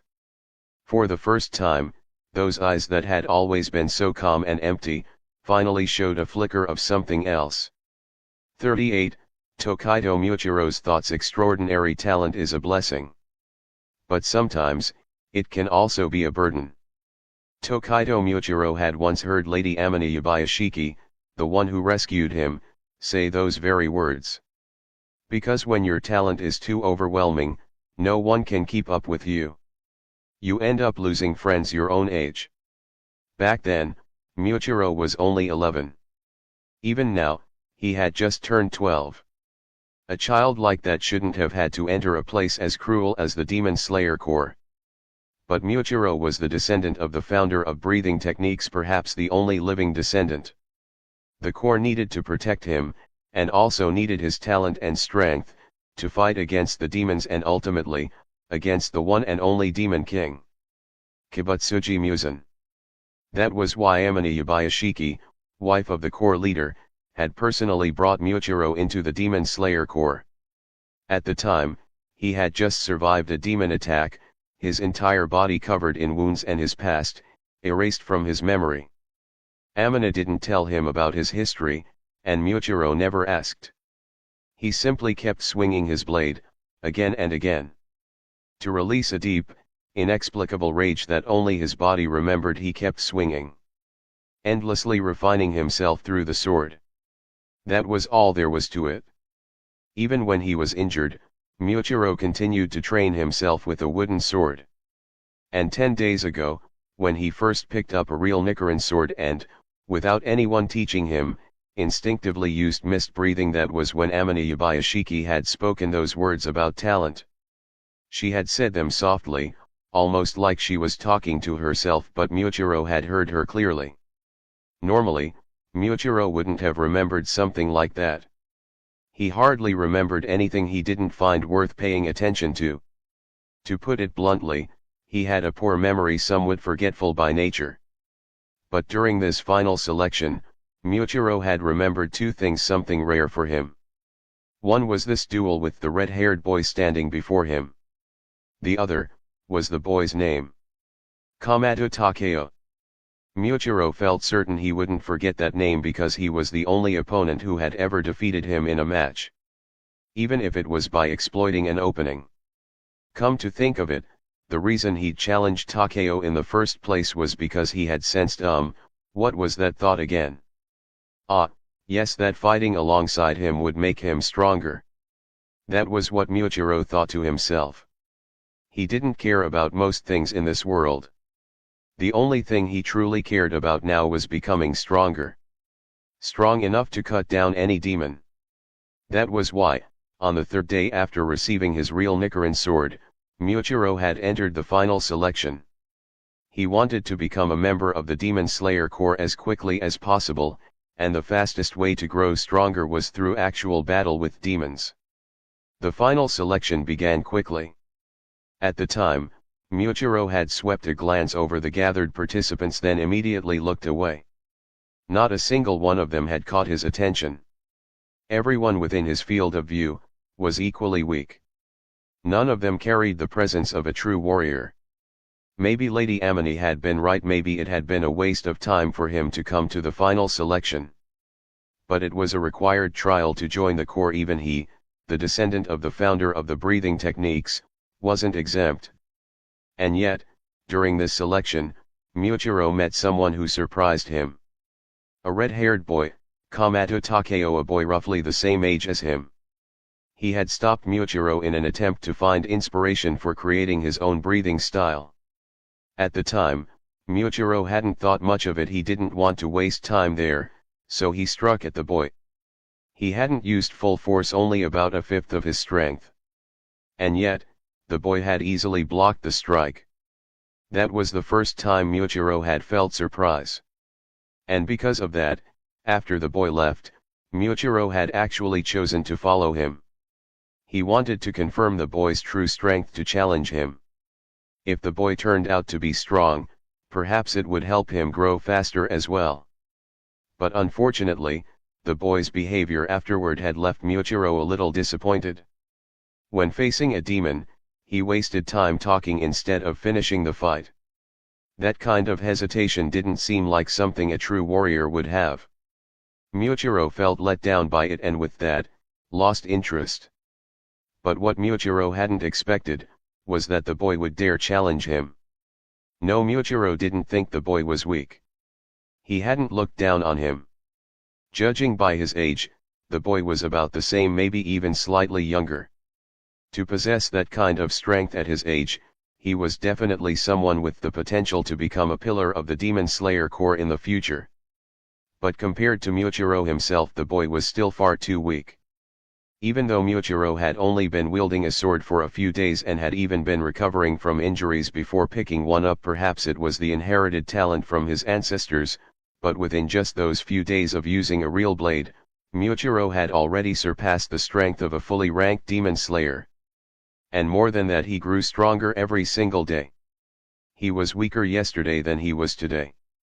And tomorrow, he would be stronger than today. Even if the red-haired boy had been able to match him at that moment, a few days later, after Miuchiro had slain countless demons, there was no doubt he had already surpassed the boy by a wide margin. Fighting someone like him wouldn't help Miuchiro improve. And if it didn't help him improve, then it was nothing more than a waste of time. Miuchiro had originally intended to decline the duel, but in the end, he was baited by the boy's provocation and agreed to the fight. Several days later, after the final selection ended, Miuchiro met the boy as promised. Just as expected, in the opening moments of the match, he completely overwhelmed his opponent with sheer power. Within just a dozen exchanges, the boy had already lost to him. Yes, that was only natural. Nothing surprising about it at all. Miuchiro only felt a slight twinge of regret wasting time on something that didn't help him grow stronger. And yet, that regret vanished completely soon after. Because the boy revealed a physique somewhat akin to a demon's, though his regeneration was inferior to that of a demon, the fact that he was still human made such healing a rare and remarkable advantage. Someone who should have lost quickly managed to hold out against Miuchiro through sheer force of will and that inhuman recovery ability. Miuchiro had lost his memories. He didn't know what had happened in his past, only that deep within, there lingered a burning anger. Every action Miuchiro took now was driven by that smoldering fury. And when he saw the boy's ability, something in him stirred. A strange, unreasonable, inexplicable anger rose within. It was odd, irrational. That boy's ability was clearly a natural gift, not something he had stolen. Miuchiro shouldn't have been angry. And yet, he was. It wasn't jealousy, nor envy. Miuchiro didn't even think the anger was truly directed at the boy, it felt more like it was aimed at himself. Fueled by that anger, Miuchiro stopped holding back. Originally, because the boy was a fellow demon slayer swordsman, Miuchiro had been restraining himself. But once he realized the boy's healing was far above normal human standards, there was no longer a need for hesitation. His wooden sword slashed like a real blade, leaving bloody wounds across the boy's body. And even so, the boy never admitted defeat. Why is he still pushing forward? Miuchiro wondered at the time. Admitting one's own weakness wasn't cowardice, it was a rare and admirable form of self-awareness. It was precisely because one recognized their weakness that they would strive to become stronger. And just being able to fight Miuchiro up to this point, that alone was something to be proud of. Even if he lost, no one would blame him. In fact, losing was the natural outcome. And yet the boy kept going. Even covered in wounds, even though his regeneration was slowing from exhaustion, he still refused to back down. It was beginning to irritate Miuchiro. Seeing that the boy still wouldn't surrender, Miuchiro lost his patience. This time, he would truly stop holding back. He unleashed his full speed, deciding that this strike would leave the boy unable to stand again. But once again, the boy surprised him. At the most critical moment, the boy actually awakened a breathing style of his own. Like a starving wolf, like a cornered lone wolf, he abandoned all defense and launched a vicious, lightning-fast attack on Miuchiro. It was an attack Miuchiro should have been able to react to. By all accounts, he should have been able to stop it. But the reality was, due to the boy's sudden outburst, Miuchiro experienced a brief moment of distraction. And in that single instant of hesitation, the boy's blade landed a decisive blow right over Miuchiro's heart. "You've lost." The red-haired boy, covered in wounds and breathing heavily, stood before Miuchiro and declared his victory and Miuchiro's defeat. "Your body is covered in wounds, and my clothes aren't even torn. How did I lose?" That was Miuchiro's first thought. But then, as he felt the sharp pain in his left chest, he understood. He had lost. Even though his opponent was battered and bloodied while he had sustained only a single wound, that single wound had determined the outcome of the fight. For the first time since the moment he had taken up a real Nichiren sword, Miuchiro Tokaido had tasted defeat. And at the same time he engraved the name Kamado Takeo deep into his memory. 39, same surname. What a coincidence. The black-haired boy silently sheathed his sword, then turned and walked away without saying a single word. Takeo watched his retreating figure but didn't bother to ask whether he acknowledged the outcome of their duel. Instead, he took 2 steps back and dropped to the ground with a heavy thud. Phew! The moment that burst of strength faded, Takeo's stamina was completely drained. If that final strike hadn't landed cleanly on the boy's vital point, Takeo wouldn't have had any chance left to continue the fight. Without any strength left, he would have stood no chance against him. Thankfully, that last attack had struck perfectly. Takeo. With the battle over, Iora immediately rushed to his side. She looked at the wounds covering his body, unsure what to do. Takeo caught the worry in her eyes and reassured her with a tired smile, "Heh. Don't worry. I just need to rest. 2 days and I'll be fine." The injuries looked severe, but for Takeo, even relying only on his natural healing ability, 2 days was more than enough to return to normal. And if he used his breathing technique during that time to enhance his recovery, he could probably fully heal in under a day. Compared to the wounds on his body, it was the complete loss of stamina that kept Takeo from getting up at the moment. "Whoa, you damn brat, you scared me half to death." Hearing his calm tone, Iora finally relaxed. Then she snapped at him with irritation in her voice. Takeo's battle with the black-haired boy had been so intense that, in Iora's eyes, it was no different from a fight to the death. Only she knew how nervous and on edge she'd been the whole time. With the fight over, Takeo lay on the ground catching his breath, glancing toward where the boy had gone. The boy had turned and left without a word, walking away with the twin girls. He never once gave his name, and Takeo still had no idea what to call him. Takeo had wanted to ask, but after remembering the boy's blunt remarks, he decided against it. Even if he asked, there was no guarantee the boy would answer, and chances were, he'd just throw in another insult for good measure. Better to drop it. Just as he thought that, Takeo suddenly heard the boy's voice. "Tokaido." The boy stopped walking, still facing away from Takeo, and said quietly, "Tokaido Miuchiro. That's my name."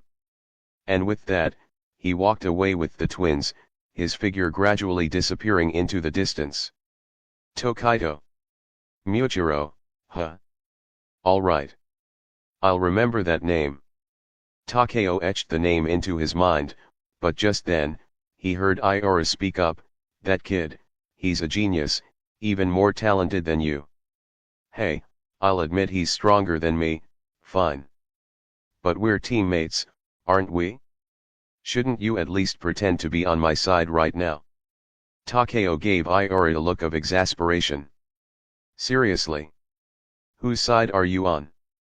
Takeo stared her down, and Iori turned to face him, replying with a serious tone, "I overheard something from those twin girls who serve the head of the Demon Slayer Corps. That boy, Tokaido, before the final selection, he had only been training with a real sword for 3 days." "What?" Takeo froze. "What do you mean only 3 days?" "I mean he officially started training with a Nichiren sword just 3 days before the final selection." "What?" Only now did Takeo fully register that he hadn't misheard or misunderstood what Iori had just said. If she wasn't joking, and what she said was true, then that boy named Tokaido Muichiro had trained with a real sword for only 3 days before entering the final selection and still possessed that level of strength. The fuck? Are you kidding me? Even Anakin Skywalker and Tom Riddle weren't that talented. Is this what it means to be inside the world of an anime? 3 days of training, and he was already that powerful? Is he even human? Not even a protagonist in an anime would be that overpowered. Wait, no, even with my cheat-like abilities, I wasn't anywhere near that level in 3 days." For the first time, Takeo was truly shocked by another person. Sure, he hadn't read the Demon Slayer manga or watched the anime, but he was pretty sure the protagonist was supposed to be named Kamado Tanjiro. Which would make Tanjiro his mysteriously absent older brother in this world. But this Tokaido Muichiro guy, what the hell is he? Could it be that Muichiro was actually the real protagonist and Tanjiro was the side character? In that moment, Takeo began to seriously question his understanding of reality. High above, a Kashigi crow from the Demon Slayer Corps soared through the sky. Soaring across several towns and streets, the Kashigi crow finally arrived at the outskirts of a remote village. It was now the 3rd day after the final selection, and the information regarding the newly inducted Demon Slayers had already reached the hands of the head of the Demon Slayer Corps. At the same time, details about the hand demon on Mount Fujikazan had also been sent to those connected to Urokodaka. This particular Kashigi crow flying through the sky was on a mission to deliver that very information to someone closely related to Urokodaka. Circling once overhead, the crow descended and landed in front of a young man walking near the village entrance. He had long black hair tied in a low ponytail and deep-sea blue eyes. Though his features were delicate and refined, his cold and calm demeanor gave off a distinct aura of "do not approach." He wore the standard Demon Slayer uniform, draped with a uniquely mismatched haori, one side patterned in green and yellow checkers, the other a solid crimson red. This was the current water Hashira of the Demon Slayer Corps and a direct disciple of Urokodaka Seikanji Jiyu Tomioka. Upon receiving the report from the Kashigi crow, Jiyu let out a subtle breath of relief. The crow's name was Kansaburo, and due to his age, he often forgot things. Whenever Kansaburo flew long distances delivering messages, Jiyu couldn't help but worry that he'd get lost. So each time the elderly crow returned safely, Jiyu would relax a little. "Ah, a new mission, is it? You're really working hard, Tomioka-san." Just as Jiyu Tomioka received the letter from his Kashigi crow, a girl suddenly stepped out from nearby, smiling gently as she teased him. She too wore the standard Demon Slayer Corps uniform, but over it was a haori that resembled the wings of a butterfly. Her long hair was tied back, with the ends dyed a soft purple.